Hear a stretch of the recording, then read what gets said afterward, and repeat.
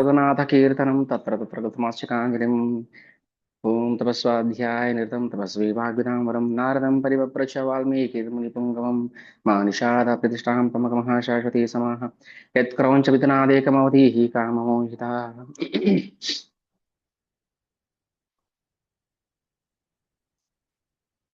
श्री रामचंद्र भगवान की जय।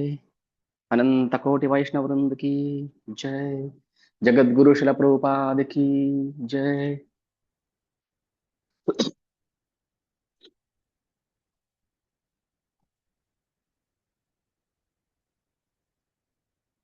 हरे कृष्ण। ವಾಲ್ಮೀಕಿ ರಾಮಾಯಣ ಅಯೋಧ್ಯಾಕಾಂಡ. ನಾವು ಅಯೋಧ್ಯಾಕಾಂಡದಲ್ಲಿ ಕಳೆದ ಪ್ರವಚನದಲ್ಲಿ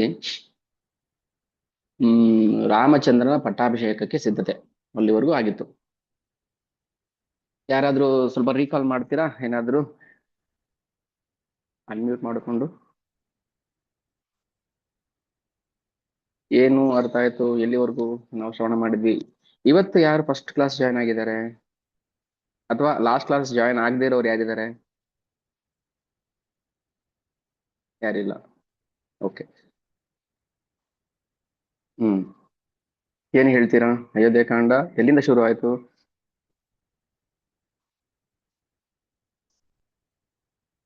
ರೀಕಾಲ್ ಮಾಡ್ತೀರಾ ಯಾರಾದ್ರು?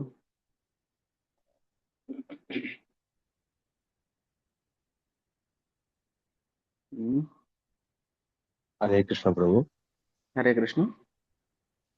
ದಶರಥ ಮಹಾರಾಜ ಅವ್ರು ಹೇಳ್ತಾರೆ, ಅದೇ ರಾಮನಿಗೆ ಪಟ್ಟಾಭಿಷೇಕ ಮಾಡ್ಬೇಕಂತ ತೀರ್ಮಾನ ಮಾಡ್ತಾರೆ. ಅದಕ್ಕೆ ಸಿದ್ಧತೆ ನಡೆಯುತ್ತೆ. ಅವಾಗ ಮಂತ್ರೆ ಬಂದು ಕೈಗೆ ಇದು ಹೇಳಿ ಅದೇ ನಿಲ್ಲಿಸಕ್ಕೆ ಟೈಪ್ ಮಾಡ್ತಾರೆ. ಆಮೇಲೆ ರಾಮನ್ ಬಂದು ಕರೀತಾರೆ. ಅವಾಗ ಅವ್ರು ಹೇಳ್ತಾರೆ ಕೈ ಹರೇ ಕೃಷ್ಣ ಪ್ರಭು. ಪ್ರಭು ನಾನು ತಿಳಿಸ್ಬೋದಾ? ಹೇಳಿ. ದಶರಥ ಮಹಾರಾಜರು ಕುಗ್ಗೋಗ್ತಾ ಇದ್ರು. ಕೌಸಲ್ಯ ಮತ್ತೆ ಅವ್ರ ಮಾತನ್ನ ಕೇಳ್ಬಿಟ್ಟು ಮತ್ತೆ ಅವರು ಕೈಕೆ ಮಾತನ್ನ ಕೇಳ್ಬಿಟ್ಟು ಮತ್ತೆ ಕೌಸಲ್ಯ ಅವರಿಬ್ರು ಕುಗ್ಗೋಗ್ಬಿಡ್ತಾರೆ. ಈ ತರ ಆಯ್ತು ಅನ್ಬಿಟ್ಟು. ಅದಾದ್ಮೇಲೆ ಭರತ ಅವರು ಮಂಚದ ಮೇಲೆ ಮಲಗ್ತಾ ಇದ್ದವ್ರು ಕೆಳಗಡೆ ಮಲ್ಕೊಂತಾರೆ. ಸೊ ನಮ್ಮ ಅಣ್ಣನೇ ಕೆಳಗಡೆ ಮಲ್ಕೊಂತಾರೆ. ಇಲ್ಲ ಇಲ್ಲ ಇಲ್ಲ ಇಲ್ಲ, ಅದು ನಾನು ಉದಾಹರಣೆಗೆ ಹೇಳಿದ್ದಷ್ಟೇ, ಅದಿನ್ನು ಬಂದಿಲ್ಲ. ಓಕೆ ಪ್ರಭು. ಅದಾದ್ಮೇಲೆ ಮಂತಾರೆ ಅವರು ಬಂದು ಇಲ್ಲಿ ಹಿಂಡಿದಾಗ ಕೆಟ್ಟ ಒಂದು ಪ್ರಭಾವ ಬೀಳ್ದಾಗ ದಶರಥ ಮಹಾರಾಜ ತುಂಬಾ ಕುಗ್ಗೋಗ್ತಾರೆ, ಕೆಳಗಡೆ ಬಿದ್ದೋಗ್ತಾರೆ, ತುಂಬಾ ಹೀನ ಪರಿಸ್ಥಿತಿಗೆ ಹೋಗ್ತಾರೆ ಅವರು. ಆಮೇಲೆ ಪ್ರಭುಗಳು ಶ್ರೀರಾಮರು ಇದಕ್ಕೆ ಹೋಗ್ತಾರೆ, ದಂಡಾರಣ್ಯ ಕಾರಣಕ್ಕೆ ಹೋಗ್ತಾರೆ. ಅದಾದ್ಮೇಲೆ ನೀವು ಓಕೆ ಓಕೆ ವೆರಿ ಗುಡ್. ಮತ್ತೇನಾದ್ರು ಯಾರಾದ್ರೂ ಹೇಳ್ತೀರಾ?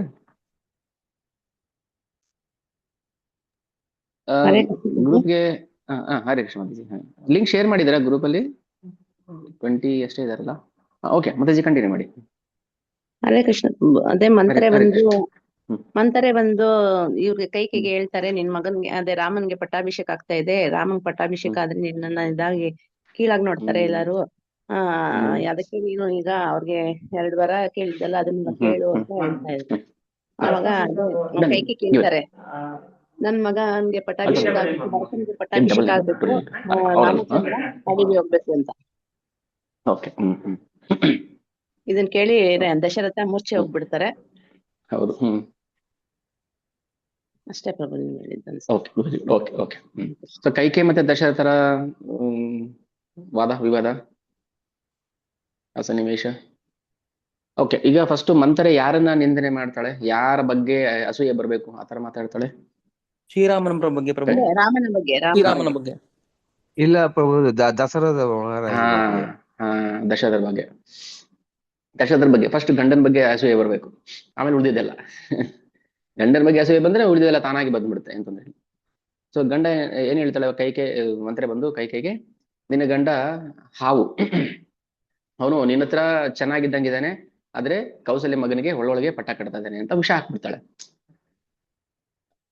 ಅದು ಹೇಳುವ ಅವಶ್ಯಕತೆ ಇರಲಿಲ್ಲ. ಯಾಕಂದ್ರೆ ರಾಮನ್ ಪಟ್ಟಾಭಿಷೇಕ ಆದ್ರೂ ಭರತನ್ ಪಟ್ಟಾಭಿಷೇಕ ಆದ್ರೂ ಕೈಕೆ ತುಂಬಾ ಖುಷಿ ಪಡ್ತಾ ಇದ್ಲು.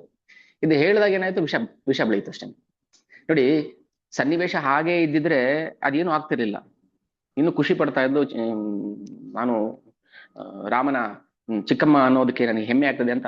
ಬಟ್ ಯಾವಾಗ ಮಂತ್ರ ವಿಷ ಹಾಕಿದ್ಲೋ, ಹೌದಾ, ಹಾ ಇರ್ಬೋದು ಈ ತರ ಅನುಮಾನ, ದ್ವೇಷ ಶುರು ಆಗುತ್ತೆ. ಫಸ್ಟು ದಶರಥನ ಬಗ್ಗೆ ಬಂದು ಅಸೂಯೆ ಬರೋ ತರ ಮಾತಾಡಿದ್ಲು. ಓಕೆ, ಆಮೇಲೆ ಏನೆಲ್ಲ ವಿಷಯ ಹೇಳಿದ್ಲು ದಶರಥನ ಬಗ್ಗೆ ಅಸೂಯೆ ಬರೋದಕ್ಕೆ? ಒಂದ್ 2-3 ಪಾಯಿಂಟ್ಸ್ ಏನಾದ್ರು ಹೇಳ್ತೀರಾ? ಒಂದು ಪಾಯಿಂಟ್ ಇವಾಗ ನಾವು ಹೇಳಿದ್ವಲ್ಲ ಅದು. ಆಮೇಲೆ ಯಾಕೆ ಭರತನ ಅಶ್ವಪತಿ ಮನೆಗೆ ಬಿಟ್ಟಿದ್ದಾನೆ? ಹೇಳಿ ಬಿಡು.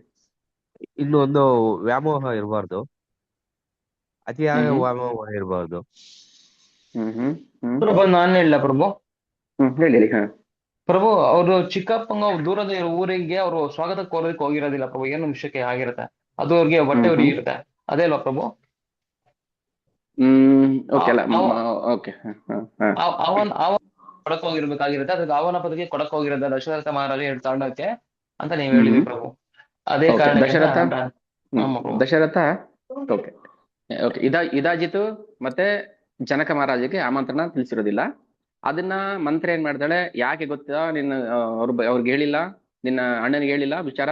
ಯಾಕಂದ್ರೆ ಭರತ ಅಲ್ಲಿದ್ದಾನೆ. ಈಗ ಹೇಳಿದ್ರೆ ಏನಾಗುತ್ತೆ, ಭರತನ್ ಕರ್ಕೊಂಡ್ ಬಂದ್ಬಿಡ್ತಾನೆ, ಆಗ ಇಲ್ಲಿರೋ ಸನ್ನಿವೇಶ ಎಲ್ಲ ಬದಲಾಗ್ಬಿಡುತ್ತೆ ಅಂತ ಹೇಳಿ ದಶರಥ ಏನ್ ಮಾಡಿದಾನೆ, ನಿನ್ನ ಮಗನ ಅಂದ್ರೆ ಭರತನ ಅಲ್ಲೇ ಬಿಟ್ಟಿದ್ದಾನೆ, ಅವನಿಗೆ ಅದಕ್ಕೆ ವಿಷಯ ತಿಳಿಸಿಲ್ಲ ಅಂತ ವಿಷ ಹಾಕ್ತಾಳೆ.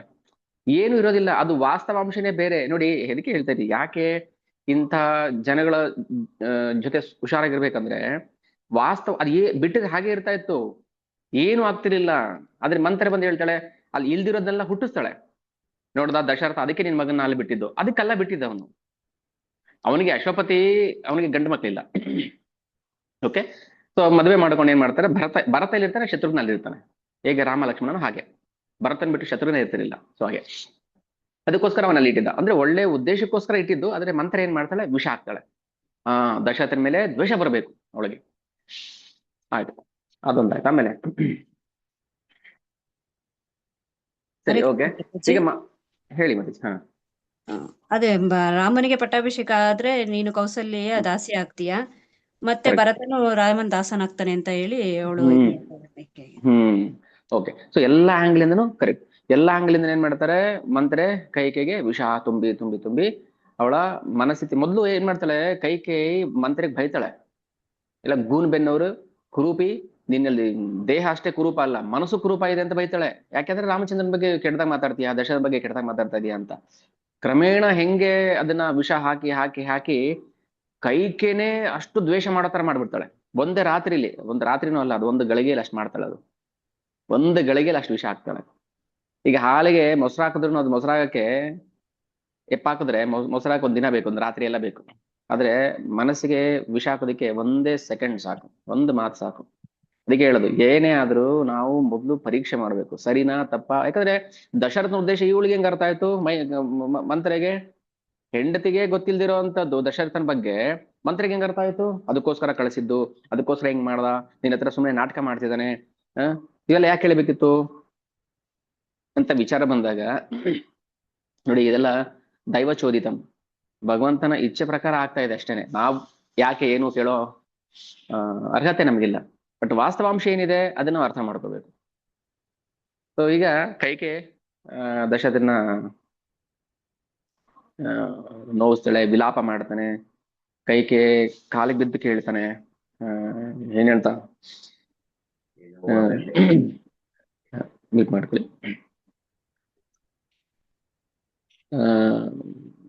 ಕಾಲಿಗೆ ಬಿದ್ದು ಕೇಳ್ತಾನೆ, ಇಲ್ಲ ದಯವಿಟ್ಟು ಈ ವರ ಕೇಳಬೇಡ. ಏನು ವರ ಕೊಡೋಕ್ ಮುಂಚೆ ಏನ್ ಹೇಳ್ತಾನೆ, ಪಂಚಭೂತಗಳು, ಸೂರ್ಯ ಚಂದ್ರ, ದಿಕ್ಕುಗಳು, ದೇವತೆಗಳು, ಹಗಲು ರಾತ್ರಿ ಎಲ್ಲರ ಸಾಕ್ಷಿ ಮೊದಲು ರಾಮನ ಮೇಲೆ ಪ್ರಮಾಣ ಮಾಡಿ ಹೇಳ್ತಾನೆ, ನಾನು ನನ್ನ ಮಾತಿಗೆ ಬದ್ಧನಾಗಿರ್ತೀನಿ, ನೀನ್ ಏನ್ ವರ ಕೇಳಿದ್ರು ಕೊಡ್ತೀನಿ ಅಂತ. ಸೊ ಇದು ದುಡುಕುತನ, ದುಡುಕು ಬಿಟ್ಟ ದಶರಥ. ಯಾಕಂದ್ರೆ ದುಡುಕಿದ ಕಾರಣ ಏನು, ಕೈಕೆ ಈ ತರ ವರ ಕೇಳ್ತಿಲ್ಲ ಅಂತ ಅವಳು ಕನ್ಸಲು ಎಣಿಸಿಲಿಲ್ಲ ಅವನು, ಈ ತರ ಆಗ್ಬೋದು ಅಂತ. ಯಾಕಂದ್ರೆ ಮಂತ್ರೆ ಅನ್ನೋಳು ಬಿಳಿದಾಳೆ, ಅವಳಿಗೆ ವಿಷ ಆಗ್ತದೆ ಅಂತ ಗೊತ್ತಿರ್ಲಿಲ್ಲ. ದಶರಥ ಎಲ್ಲರನ್ನೂ ಅಷ್ಟೇ ಪ್ರೀತಿಯಿಂದ ವಿಶ್ವಾಸದಿಂದ ಇಟ್ಕೊಂಡಿದ್ದ. ಆ ಪ್ರೀತಿಗೆ ವಿಶ್ವಾಸಕ್ಕೆ ಮಂತರೆ ದ್ರೋಹ ಮಾಡಿಬಿಟ್ಲು. ಸೊ ಇದು ಇಲ್ಲಿನ ವಾಸ್ತವಾಂಶ. ಸೊ ಇದಾಯ್ತು. ಆಮೇಲೆ ರಾಮಚಂದ್ರ ಕಾಡಿಗೆ ಹೋಗ್ಬೇಕು, ಆ ಭರತನಿಗೆ ಪಟ್ಟ ಕಟ್ಟಬೇಕು ಅಂತೇಳಿ ಪಟ್ಟಿಡಿದು ಬಿಡ್ತಾಳೆ. ರಾಮಚಂದ್ರ ಬಂದು ಕೈಕೆ ಹತ್ರ ಮಾತಾಡ್ಬೇಕಾದ್ರೆ ಅವ್ನಿಗೆ ಒಂದು ಸ್ವಲ್ಪನೂ ದುಃಖ ಆಗ್ಲಿಲ್ಲ, ಬೇಜಾರಾಗ್ಲಿಲ್ಲ. ಏವಮಸ್ತು ಗಮಿಷ್ಯಾಮಿ ವನಂ ವಸ್ತು ಮಹಂ ಪಿತಃ, ಹೋಗ್ತೀನಿ ನನ್ನ ಮನೆ ಕಾಡಿಗೆ. ಆದ್ರೆ ಒಂದು ಬೇಜಾರು ಏನಂದ್ರೆ ಅಪ್ಪ ನನಗೆ ಯಾಕೆ ಹೇಳಿಲ್ಲ ನೇರವಾಗಿ ಅನ್ನೋದೇ ಕಾಡ್ತಿರೋದು ಅವನಿಗೆ, ರಾಮಚಂದ್ರನಿಗೆ. ಕಿಂ ಪುನರ್ಮಮ ಅಜೇತ್ರೇಣ ಸ್ವಯಂ ಪಿತ್ರ ಪ್ರಚೋದಿತ, ಯಾಕೆ ಸ್ವಯಂ ಪಿತ್ರನೇ ಹೇಳಬಾರ್ದಿತ್ತು ನನಗೆ. ತವಚ ಪ್ರಿಯ ಕಾಮಾರ್ಥ ಪ್ರತಿಜ್ಞಾ ಅನುಪಾಲಯನ್, ನೀನು ಪ್ರತಿಜ್ಞಾ ಪಾಲನೆ ಮಾಡ್ತಾ ಇದ್ದೆ, ನಾನು ಅನುಪಾಲಯನ್ ಸದಾ ಪಾಲನೆ ಮಾಡ್ತಾ ಇದ್ದೆ, ಇದು ನನಗೆ ನೋವು ಕೊಡ್ತಾ ಇದೆ. ತಥಾಶ್ವಾಸಾಯ ಹ್ರೀಮಂತಂ ಕಿಂ ತ್ವಿದಂ ಎನ್ ಮಹೀಪತಿ ವಸುಧಾಸಕ್ತ ನಯೋ ಮಂದಮಶ್ರೂಣಿ ಮಂಚತೆ. ನನ್ನ ಬಗ್ಗೆ ದಶರಥ ಮಹಾರಾಜರು ತಪ್ಪು ತಿಳ್ಕೊಂಡ್ಬಿಟ್ರು. ರಾಮಚಂದ್ರನಿಗೆ ರಾಜ್ಯದ ಮೇಲೆ ಆಸೆ ಇದೆ, ನಾನೇನಾದ್ರು ಹೇಳ್ಬಿಟ್ರೆ ಅವನ ಆಸೆಗೆ ತಣ್ಣೀರ್ ಎರ್ಸ್ದಂಗ್ ಆಗ್ಬಿಡುತ್ತೆ, ಬೇಜಾರ್ ಮಾಡ್ಕೊಂಡ್ಬಿಡ್ತಾನೆ ಅಂತ ಅನ್ಕೊಂಡೆ ತಾನೇ ನೀನು. ಇದು ಮೋಸ, ಇದು ಸರಿ ಇಲ್ಲ ಅಪ್ಪ ಮಾಡಿದ್ದು. ಕಿನ್ ಪುನರ್ಮನು ಇಂದ್ರೇಣ ಸ್ವಯಂ ಪಿತ್ರ ಪ್ರಚೋದಿತ ಗಚ್ಚಂತು ಚೈವಾಯಂತಂ ದೂತ ಶೀಘ್ರ ಜವೈರ್ಹೈ. ಆಯ್ತು, ಇಂದನೇ ನಾನು ಕಾಡಿಗೆ ಹೊರಡ್ತೀನಿ. ರಾಮ ಆಜ್ಞೆ ಮಾಡ್ತಾನೆ, ಬೇಗ ರಥವನ್ನ ಸಿದ್ಧ ಮಾಡ್ರಿ, ನಾನು ಆದಷ್ಟು ಬೇಗ ದಂಡಕಾರಿಣಿ ಮೇಷೋಹಂ ಗಚ್ಚಾಮೇಹೈ ಸತ್ವರಃ, ಈಗಲೇ ಹೊರಡ್ಬೇಕು ನಾನು. ಆಯ್ತು, ಸುಮಂತ್ರ ರಥವನ್ನ ರೆಡಿ ಮಾಡ್ತಾನೆ. ಅದಕ್ಕಿಂತ ಮುಂಚೆ ಕೌಸಲ್ಯ ಹತ್ರ ಹೋಗ್ತಾರೆ ರಾಮಚಂದ್ರ. ಹೇಳ್ಬೇಕಲ್ಲ ನಾಳೆ ಪಟ್ಟಾಭಿಷೇಕ ಅಂತ. ಅಲ್ಲ, ಪಟ್ಟಾಭಿಷೇಕಕ್ಕಲ್ಲ, ಪಟ್ಟಾಭಿಷೇಕಕ್ಕೆ ಹೋಗಿ ಆಶೀರ್ವಾದ ತಗೊಂಡು ಬರ್ತಾರೆ. ಬಂದ ಮೇಲೆ ಇದು ರಾತ್ರಿ ಬೆಳಗಿನ ಜಾವ ನಡೆದಿರುವಂತ ಘಟನೆ. ಬೆಳಗಿನ ಜಾವ ಆದ್ರೂ ದಶರಥ ಸಿದ್ಧ ಆಗಿಲ್ಲ ಅಂತ ಹೋಗಿ ಸುಮಂತ್ರ ನೋಡಿದಾಗ ಪರಿಸ್ಥಿತಿ ಬಿಗಡಾಯಿಸಿಬಿಟ್ಟಿರುತ್ತೆ. ರಾಮಚಂದ್ರನಿಗೆ ವಿಷಯ ಗೊತ್ತಾಯ್ತು. ಕೌಸಲ್ಯ ಹತ್ರ ಹೋಗ್ತಾರೆ. ಹೋಗಿ, ಅಮ್ಮ ಕೌಸಲ್ಯ, ರಾಮ ಬಂದ ತಕ್ಷಣ ತೊಡೆ ಮೇಲೆ ಕೂರಿಸ್ಕೊಂಡು ಮಗುಗೆ ಏನು ಮಗು, ರಾಮಚಂದ್ರ ತಾಯಿಗೆ ಎಷ್ಟೇ ದೊಡ್ಡವರಾದ್ರೂ ಮಕ್ಕಳು ರಾಜ ಆದ್ರೂ, ಮಗು ನೀನ್ ನಾಳೆ ರಾಜ ಆಗ್ತಾ ಇದೀಯಾ, ನಾನು ರಾಜಮಾತೆ ಆಗ್ತಾ ಇದ್ದೀನಿ, ನಾನು ಭಗವಂತನ ಪ್ರಾರ್ಥನೆ ಮಾಡ್ತಾ ಇದ್ದೀನಿ, ಪೂಜೆ ಮಾಡ್ತಾ ಇದ್ದೀನಿ, ತಗೋ ಪ್ರಸಾದ ಅಂತೆಲ್ಲ ಕೊಡಕ್ ಬರ್ತಾಳೆ. ಎಷ್ಟು ಖುಷಿಯಿಂದ. ಗೊತ್ತಿಲ್ಲ ಅವಳಿಗಿನ ವಿಚಾರ. ಅಮ್ಮ ಏನಕ್ಕೋಸ್ಕರ ಇದೆಲ್ಲ, ನನ್ ಕಾಡಿಗೆ ಹೋಗ್ಬೇಕು ಅಂತ ಖುಷಿ ನಿನಗೆ, ನಾನು ಕಾಡಿಗೆ ಹೋಗ್ತಾ ಇದ್ದೀನಿ ಅಂತ ಖುಷಿಯಿಂದ ಮಾಡ್ತಾ ಇದೀಯಾ ಅಂತ ಕೇಳ್ತಾನೆ. ಎಷ್ಟು ಹರ್ಟ್ ಆಗುತ್ತೆ ಅಂದ್ರೆ, ಹರ್ಟ್ ಮಾಡ್ಬೇಕು ಅನ್ನಲ್ಲ ಉದ್ದೇಶ. ರಾಮಚಂದ್ರ ತಮಾಷೆ ಹಗುರವಾಗಿ ತಗೊಳ್ತಾನೆ ಅದನ್ನ. ಕಾಡಿಗೆ ಹೋಗ್ತಾ ಇದೀನಿ ಅನ್ನೋ ಬೇಜಾರಾಗ್ಲಿಲ್ಲ ಅವನಿಗೆ, ಖುಷಿಯಿಂದ ಮಾತಾಡ್ತಾನೆ. ತವಾತ್ವಹಂ ಕ್ಷಮಂ ಮನ್ಯೆ ನೋತ್ಸುಕಸ್ಯ ವಿಲಂಬನಂ ರಾಮ ತಸ್ಮಾದಿತ ಶೀಘ್ರಂ ವನಂ ತ್ವಂ ಗಂತುಮರ್ಹಸಿ. ರಾಮಚಂದ್ರ, ಮಹಾರಾಜರು ಹೇಳಿದ್ರೋ ಬಿಟ್ರೋ, ಮಹಾರಾಜರ ಬಾಯಿಂದ ಬರಲಿಲ್ಲ ಒಂದ್ ಮಾತುನು ಕಾಡಿಗೆ ಹೋಗ್ಬೇಕು ಅಂತ. ಕೈಕೆ ಬಾಯಿಂದ ಬಂದಿದ್ದಕ್ಕೇನೆ ಆದಷ್ಟು ಬೇಗ ನಾನು ಕಾಡಿಗೆ ಹೋಗ್ಬೇಕು ಅಂತ ಉತ್ಸಾಹದಿಂದ ರಾಮಚಂದ್ರ ಸಿದ್ಧನಾಗ್ತಾನೆ. ದಶರಥ ಆಗಾಗ ಮೂರ್ಛೆ ಹೋಗ್ತಿರ್ತಾನೆ, ಎದ್ದೇಳ್ತಾನೆ, ಮತ್ತೆ ಮೂರ್ಛೆ ಹೋಗ್ತಾನೆ. ಧಿಕ್ ಕಷ್ಟಮಿತಿ ನಿಶ್ವಸ್ಯ ರಾಜ ಶೋಕ ಪರಿಪ್ಲುತಃ ಮೂರ್ಛಿತೋನಿ ಪರ್ಯಂಕೆ ಹೇಮಭೂಷಿತೆ. ಧಿಕ್ಕಾರ ಧಿಕ್ಕಾರ. ಪರ್ಯಂಕ ಅಂದ್ರೆ ಮಂಚ, ಉಯ್ಯಾಲೆಯಲ್ಲಿ ಕೂತಿದ್ದಾನೆ, ಮೂರ್ಛೆ ಹೋಗ್ತಾನೆ, ಬೀಳ್ತಾನೆ, ಮತ್ತೆ ಎದ್ದೇಳ್ತಾನೆ, ನೋಡ್ತಾನೆ, ಮೂರ್ಛೆ ಹೋಗ್ತಾನೆ, ಬೀಳ್ತಾನೆ. ಅದಾದ್ಮೇಲೆ ರಾಮಚಂದ್ರನ ಮನಸ್ಸನ್ನ ಬದಲಾಯಿಸ್ಕೊಳ್ಳೇ ಇಲ್ಲ. ಆಜ್ಞೆ ಆಗಿದೆ, ಹೊರಡ್ಬೇಕು. ಈ ಕಡೆ ಲಕ್ಷ್ಮಣನ ವಿಷಯ ಗೊತ್ತಾಯ್ತು. ಕೋಪದಲ್ಲಿ ಲಕ್ಷ್ಮಣ ಪರಮ ಕ್ರುದ್ಧ, ಸುಮಿತ್ರ ನಂದವರ್ಧನ, ಕೊಂದು ಬಿಡ್ತೀನಿ ದಶರಥನ. ಒಂದು ಹೆಣ್ಣಿಗೋಸ್ಕರ, ಅಲ್ಲಿ ತಾಯಿ ಅಂತಾನು ಹೇಳಿಲ್ಲ ಅವನು, ಒಂದು ಹೆಣ್ಣು ಸ್ತ್ರೀಗೋಸ್ಕರ ಇಷ್ಟು ವ್ಯಾಮೋಹ ಆಗಿ ನನ್ನ ಅಣ್ಣನನ್ನ ಕಾಡಿ ಕಳಿಸ್ತಾನ. ಎಷ್ಟು ಅಹಂಕಾರ ಅವನಿಗೆ. ಲಕ್ಷ್ಮಣ ಪರಮ ಕ್ರುದ್ಧ ಸುಮಿತ್ರ ನಂದನವರ್ಧನ ಅಭಿಷೇ ನಿಚಕಂ ಭಾಂಡಂ ಕೃತ್ವ ರಾಮ ಪ್ರದಕ್ಷಿಣಂ. ರಾಮನ ಮುಂದೆ ಪ್ರತಿಜ್ಞೆ ಮಾಡ್ತಾನೆ, ನನ್ನ ಅಣ್ಣನಿಗೆ ಯಾರು ಈ ಪರಿಸ್ಥಿತಿ ತಂದ್ರೋ ನಾನು ಅವ್ರನ್ನ ಸುಮ್ಮನೆ ಬಿಡೋದಿಲ್ಲ, ನಾನು ಅವ್ರನ್ನ ಯಮಲೋಕ ಕಟ್ಟಿಬಿಡ್ತೀನಿ.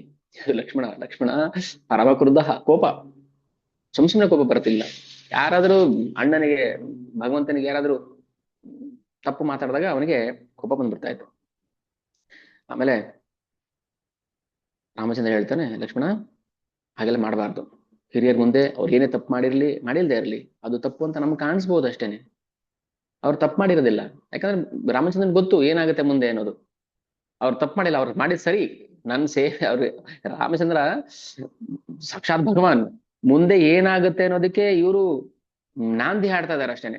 ಮುಂದೆ ಏನಾಗ್ಬೇಕೋ, ಕಾಡಿಗೆ ಹೋಗ್ಬೇಕು, ಅಲ್ಲಿ ಉದ್ಧಾರ ಮಾಡ್ಬೇಕು ಭಕ್ತರನ್ನ, ಅಲ್ಲಿಂದ ಲಂಕೆಗೆ ಹೋಗ್ಬೇಕು, ಅಲ್ಲಿ ರಾವಣನ ಸಂಹಾರ ಮಾಡ್ಬೇಕು, ಸೀತಾಮಾತೆನ ಕರ್ಕೊಂಡು ಬರ್ಬೇಕು, ಇದೆಲ್ಲ ಪ್ರೀ ಪ್ಲಾನ್.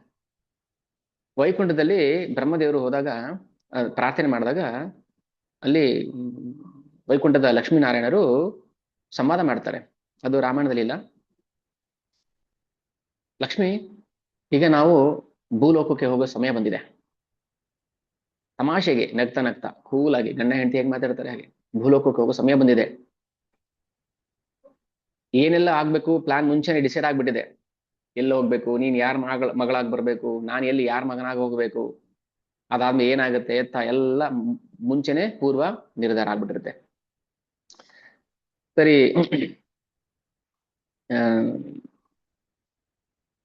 ನಿರ್ಧಾರ ಆಯ್ತು. ಇಲ್ಲಿ ಕೌಸಲ್ಯ ಮತ್ತೆ ರಾಮಚಂದ್ರನ ಒಂದೆರಡು ಮಾತುಗಳು ನಾವು ಕೇಳೋಣ. ಯಾಕಂದ್ರೆ ಅದು ಬೇಕಲ್ಲ. ಕೌಸಲ್ಯ ಎಷ್ಟು ಪ್ರೀತಿಯಿಂದ ರಾಮಚಂದ್ರನ ಪಟ್ಟಾಭಿಷೇಕಕ್ಕೆ ಕಾಯ್ತಾ ಇದ್ಲು. ಕೌಸಲ್ಯಾಪಿ ತದಾದೇವಿ ರಾತ್ರಿ ಸ್ಥಿತ್ವ ಸಮಾಹಿತ, ರಾತ್ರಿ ನಿದ್ದೆ ಮಾಡಿಲ್ಲ ಅವಳು. ಪ್ರಭಾತೆ ಚಾಕರೋತ್ ಪೂಜಾಂ ವಿಷ್ಣು ಪುತ್ರ ಹಿತೈಷಿಣೆ, ವಿಷ್ಣು ಪೂಜೆ ಮಾಡ್ತಾ ಇದ್ಲು ಇಡೀ ರಾತ್ರಿ. ಪ್ರಭಾತೆ ಚಾಕರೋತ್, ಬೆಳಗಿನ ಜಾವ ತನಕ. ರಾತ್ರಿ ಕೌಸಲ್ಯ, ವಿಷಯ ಗೊತ್ತಾಗಿದೆ ರಾತ್ರಿ. ಸಂಜೆ ಮೀಟಿಂಗ್ ಕರೆದ್ರು, ಎಲ್ಲ ನಿರ್ಧಾರ ಆಯ್ತು. ರಾತ್ರಿಗೆಲ್ಲ ಸಪ್ತ ಸಾಗರಗಳಿಂದ ಅಭಿಷೇಕಕ್ಕೆ ನೀರನ್ನು ತರಿಸಿದ್ರು. ಎಷ್ಟೊತ್ತು ಸುಮ್ಮನೆ ದಶರಥ ಆಜ್ಞೆ ಮಾಡಿದ್ರೆ ಕಣ್ಮುಚ್ಚಿ ಕಂಡುಬಿಡೋಷ್ಟಲ್ಲಿ ಸಮುದ್ರ ನೀರ್ನ ತಂದಿಟ್ಬಿಡ್ತಾರೆ, ಅಷ್ಟು ಫಾಸ್ಟ್ ಆಗಿದ್ರು. ಇದು ಒಂದು ವಿಚಾರ ಗೊತ್ತಾಗುತ್ತೆ ನಮ್ಗೆ ಯಾವಾಗ ದಶರಥ ಪ್ರಾಣ ತ್ಯಾಗ ಮಾಡಿದ್ಮೇಲೆ ವಸಿಷ್ಠರು ಏನ್ ಮಾಡ್ತಾರೆ, ಅವರನ್ನ ಎಣ್ಣೆ ಕೊಪ್ಪರಿಗೆ ಇಟ್ಟಿರ್ತಾರೆ. ಯಾಕಂದ್ರೆ ಈಗ ಅವನು ಭರತ ದೂರ ದೇಶದಲ್ಲಿದ್ದಾನೆ, ಅಶ್ವಪತಿ ಊರಲ್ಲಿದ್ದಾನೆ, ಕೇಕಯ ದೇಶದಲ್ಲಿ. ಕೇಕಯ ದೇಶ ಅಂದ್ರೆ ಈಗಿನ ಪಾಕಿಸ್ತಾನ, ಅಫ್ಘಾನಿಸ್ತಾನ್, ಇರಾನ್, ಇರಾಕ್ ಆ ಪ್ರದೇಶ. ಅಲ್ಲಿಂದ ಕರ್ಕೊಂಡು ಬರೋದಕ್ಕೆ ಎಷ್ಟೊತ್ತಾಗುತ್ತೋ ಗೊತ್ತಿಲ್ಲ ಅಂತ ಹೇಳಿ ಎಣ್ಣೆ ಕೊಪ್ಪರಿಗೆ ಇಟ್ಟಿರ್ತಾರೆ. 5 ಕುದುರೆಗಳನ್ನ ರೆಡಿ ಮಾಡಿ, ಯಾರಿಗೂ ವಿಷಯ ಗೊತ್ತಾಗದಾಗೆ, ಭರತನಿಗೂ ವಿಷಯ ಗೊತ್ತಾಗಬಾರ್ದು, ಇವತ್ತು ರಾತ್ರಿ ಹೋಗಿ ನಾಳೆ ವಿಷಯ ಮುಟ್ಟಿಸ್ಬಿಡ್ಬೇಕು. ಯಾವಾಗ ಸತ್ತ ಮೇಲೆ, ಇವಾಗಲ್ಲ. ದಶರಥರು ಪ್ರಾಣತ್ಯಾಗ ಮಾಡ್ತಾರಲ್ಲ ಆವಾಗ. ಅಂದ್ರೆ ಎಷ್ಟು ತ್ವರಿತವಾಗಿ ಕೆಲಸ ಮಾಡ್ತಾ ಇದ್ರು ಗುಪ್ತಚರಿಗಳು ರಾಮನ ದಶರಥನ ಆಸ್ಥಾನದಲ್ಲಿ. ಇದೆಲ್ಲ ಇರಬೇಕು, ಗೂಢಾಚಾರಿಗಳು ಇರಬೇಕು. ಈಗೇನಾಯ್ತು, ರಾತ್ರಿ ಎಲ್ಲ ಬೆಳಗಾನೆ ಪೂಜೆ ಮಾಡ್ತಾ, ಪ್ರಭಾತೆ ಚಾಕರೋತ್ ಪೂಜಾಂ ವಿಷ್ಣು ಪುತ್ರ ಹಿತೈಷಿಣೆ, ವಿಷ್ಣು ಪೂಜೆ ಮಾಡ್ತಾ ಇದ್ಲು, ಮಂತ್ರಗಳನ್ನ ಪಠನೆ ಮಾಡ್ತಾ ಇದ್ದು. ಬೆಳಗಿನ ಜಾವ ರಾಮಚಂದ್ರ ನಿಧಾನಕ್ಕೆ ಹೋಗ್ತಾನೆ, ನೋಡ್ತಾನೆ. ತತ್ರ ಪಶ್ಯತ್ ಅಂದ್ರೆ ಅಲ್ಲಿ ಇರೋದನ್ನ ನೋಡ್ತಾನೆ ರಾಮಚಂದ್ರ. ದಧ್ಯಕ್ಷ ಘೃತಂ ಚೈವ, ಅಕ್ಷತೆ ಇದೆ, ತುಪ್ಪ ಇದೆ, ಭಗವಂತನಿಗೆ ಆಫರ್ ಮಾಡಿರೋದು. ಮೋದಕಾನ್ ಹವಿಷಸ್ತದಾಹ, ಮೋದಕ ಮಾಡಿಟ್ಟಿದ್ದಾಳೆ, ಹವಿಷಾನ್ನ ಇದೆ. ರಾಮಚಂದ್ರ ಇದನ್ನ ಕೊಡ್ಬೇಕು ಪಟ್ಟಾಭಿಷೇಕ ಆಗೋಕ್ ಮುಂಚೆ, ಪ್ರಮಾಣ ವಚನ ಸ್ವೀಕಾರ ಮಾಡಕ್ ಮುಂಚೆ ಅಂತ ನೋಡ್ತಾನೆ ರಾಮಚಂದ್ರ. ಅಮ್ಮ ಪೂಜೆ ಮಾಡ್ತಿದ್ದಾಳೆ, ನೋಡಿಲ್ಲ ರಾಮಚಂದ್ರ ಬಂದಿದ್ದು. ನೋಡ್ತಾನೆ ಇದ್ದಾನೆ. ಆಮೇಲೆ ತಿರುಗಿ ಈ ಕಡೆ ನೋಡ್ತಾಳೆ ರಾಮಚಂದ್ರನ. ಖುಷಿ ಆಯ್ತು. ಮಗು, ಕೌಸಲ್ಯ ಪುತ್ರ ವಾತ್ಸಲ್ಯಾದಿದಂ ಪ್ರಿಯೇತಂ ವಚಃ.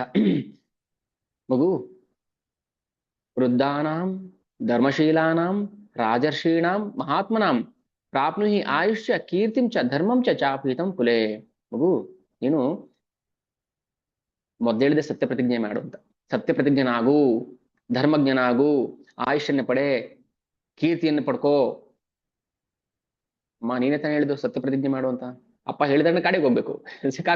ಧರ್ಮ ಹೇಗೆ ಸೂಕ್ಷ್ಮತೆ ಇದೆ ಅಂದ್ರೆ ಅಮ್ಮನ ಬಾಯಿಂದಾನೆ ಬಂತು ಧರ್ಮ ಪ್ರತಿಜ್ಞೆ, ಸತ್ಯ ಪ್ರತಿಜ್ಞೆ ಮಾಡ್ಬೇಕು ಅಂತ. ಈಗ ಅಪ್ಪ ನನಗೆ ಕಾಡಿ ಕಳಿಸಿದ್ರೆ ನಾನು ಹೋಗ್ಲೇಬೇಕಲ್ವಾ? ಇಲ್ಲ, ಹೋಗ್ಬಾರ್ದು ಅಂತ ಹೇಳಕ್ಕೆ ನೀನ್ ಯಾರು ಮತ್ತೆ? ಹಾಗಾದ್ರೆ ನೀನು ಹಾರೈಸೋದು ಒಂಥರ, ಅಂದ್ರೆ ಪ್ರಾಕ್ಟಿಕಲಿ ಬಂದಾಗ ಒಂಥರ ಹಿಂದೆ ಒಂಥರ ಮುಂದೆ ಒಂಥರ ಆಯ್ತಲ್ವಾ? ಹಾಗಾದ್ರೆ ಧರ್ಮ ಅಂದ್ರೆ ಹಿಂದೆ ಒಂದು ಮುಂದೆ ಒಂದಿದೆಯಾ? ಆಶೀರ್ವಾದ ಮಾಡ್ಬೇಕಾದ್ರೆ ಕೀರ್ತಿವಂತನಾಗು ಅಂತ ಹೇಳ್ಬಿಟ್ಟು, ಧರ್ಮ ಪ್ರತಿಜ್ಞನಾಗು ಅಂತ ಹೇಳ್ಬಿಟ್ಟು, ಈಗ ರಾಜನ ಆಜ್ಞೆಯನ್ನ ಮೀರು ಅಂತ ಹೇಳಿದೆ. ಸರಿನಾ ಇದು? ಧರ್ಮದ ಸೂಕ್ಷ್ಮತೆ ನಮ್ಗೆ ಅರ್ಥ ಆಗೋದಿಲ್ಲ. ರಾಮಾಯಣ ಓದಿದಾಗ ನಮ್ಗೆ ಗೊತ್ತಾಗುತ್ತೆ ಧರ್ಮ ಎಷ್ಟು ಸೂಕ್ಷ್ಮ, ಅದು ನಮ್ಗೆ ನೇರವಾಗಿ ಗೋಚರ ಆಗೋದಿಲ್ಲ. ಧರ್ಮ ಅಧರ್ಮ ತರ ಕಾಣಿಸುತ್ತೆ, ಅಧರ್ಮ ಧರ್ಮ ತರ ಕಾಣಿಸುತ್ತೆ. ಹೇಳ್ತಾನೆ ಓಕೆ, ಕೈಕೆ ಹೇಳ್ತಾಳೆ, ನೀನು ಧರ್ಮಿಷ್ಠನಾಗು, ಕೀರ್ತಿವಂತನಾಗು. ಆಮೇಲೆ ಹೇಳ್ತಾರೆ ನೀನು ಪ್ರಜೆಗಳನ್ನ ಹೇಗೆ ಕಾಪಾಡ್ತೀಯ ಅನ್ನೋದ್ರ ಮೇಲೆ ನಿನ್ನ ಕೀರ್ತಿ ಯಶಸ್ಸು ನಿಂತಿದೆ. ಯಾಕಂದ್ರೆ ನೀನ್ ರಾಜ, ಮುಂದೆ ರಾಜ ಆಗೋನು, ಗೊತ್ತಿಲ್ಲ ಅವಳಿಗೆ ಕಾಡಿಗೆ ಹೋಗ್ಬೇಕು ಅಂತ. ಇಷ್ಟೆಲ್ಲ ಆದ್ಮೇಲೆ ರಾಮಚಂದ್ರ ಮ್ಯೂಟ್ ಮಾಡ್ಕೊಳ್ಳಿ, ನಗ್ತಾ ನಗ್ತಾ ಹೇಳ್ತಾನೆ, ಮ್ಯೂಟ್ ಮಾಡಿ ಇಲ್ಲ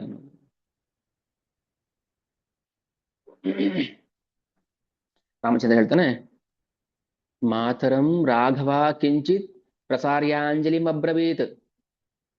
ಪಾಪವ ಮಗು ಕೂತ್ಕೋ, ಊಟ ಮಾಡೋಣ, ಪ್ರಸಾದ ತಿನ್ನೋಣ ಅಂತ ಕರೆದಾಗ ರಾಮಚಂದ್ರ ಹೇಳ್ತಾನೆ, ಕೈ ಮುಗಿದು ಪ್ರಸಾರ್ಯ ಅಂಜಲಿಂ ಅಬ್ರವೀತ್, ಕೈ ಮುಗಿದು ಕೇಳ್ತಾನೆ, ಅಮ್ಮ ತುಂಬಾ ಖುಷಿ ಆಯ್ತು ನಿನ್ನ ಪೂಜೆ, ನಿನ್ನ ಪ್ರೀತಿ, ನಿನ್ನ ವಾತ್ಸಲ್ಯ, ಮಗು ಮೇಲಿರಷ್ಟು ಕರುಣೆ. ಓ ಕೃಷ್ಣ. ಓಕೆ, ಮ್ಯೂಟ್ ಮಾಡಿ. ಹೇಳ್ತಾನೆ, ಎಷ್ಟು ಗಮನ ಇಟ್ಟು ನಾವು ಕೇಳಬೇಕು. ರಾಮಚಂದ್ರ ಏನ್ ಹೇಳ್ಬೋದು ಮುಂದೆ, ಕೌಸಲ್ಯ ರಿಯಾಕ್ಷನ್ ಹೇಗಿರುತ್ತೆ. ಸ ಸ್ವಭಾವ ವಿನೀತಶ್ಚ ಗೌರವಾಶ್ಚ ತಥಾನತ ಪ್ರಸಿತೋ ದಂಡಕಾರಿಣಂ ಅಪೃಷ್ಟಂ ಉಪಚಕ್ರಮೇ. ದೇವಿ ನೂನಂ ನ ಜಾನೀಷೆ ಮಹದ್ ಭಯಂ ಉಪಸ್ಥಿತಂ ಇದಂ ತವಾಚ ದುಃಖಾಯ ವೈದೇಹ ಲಕ್ಷ್ಮಣಸ್ಯ ಚ.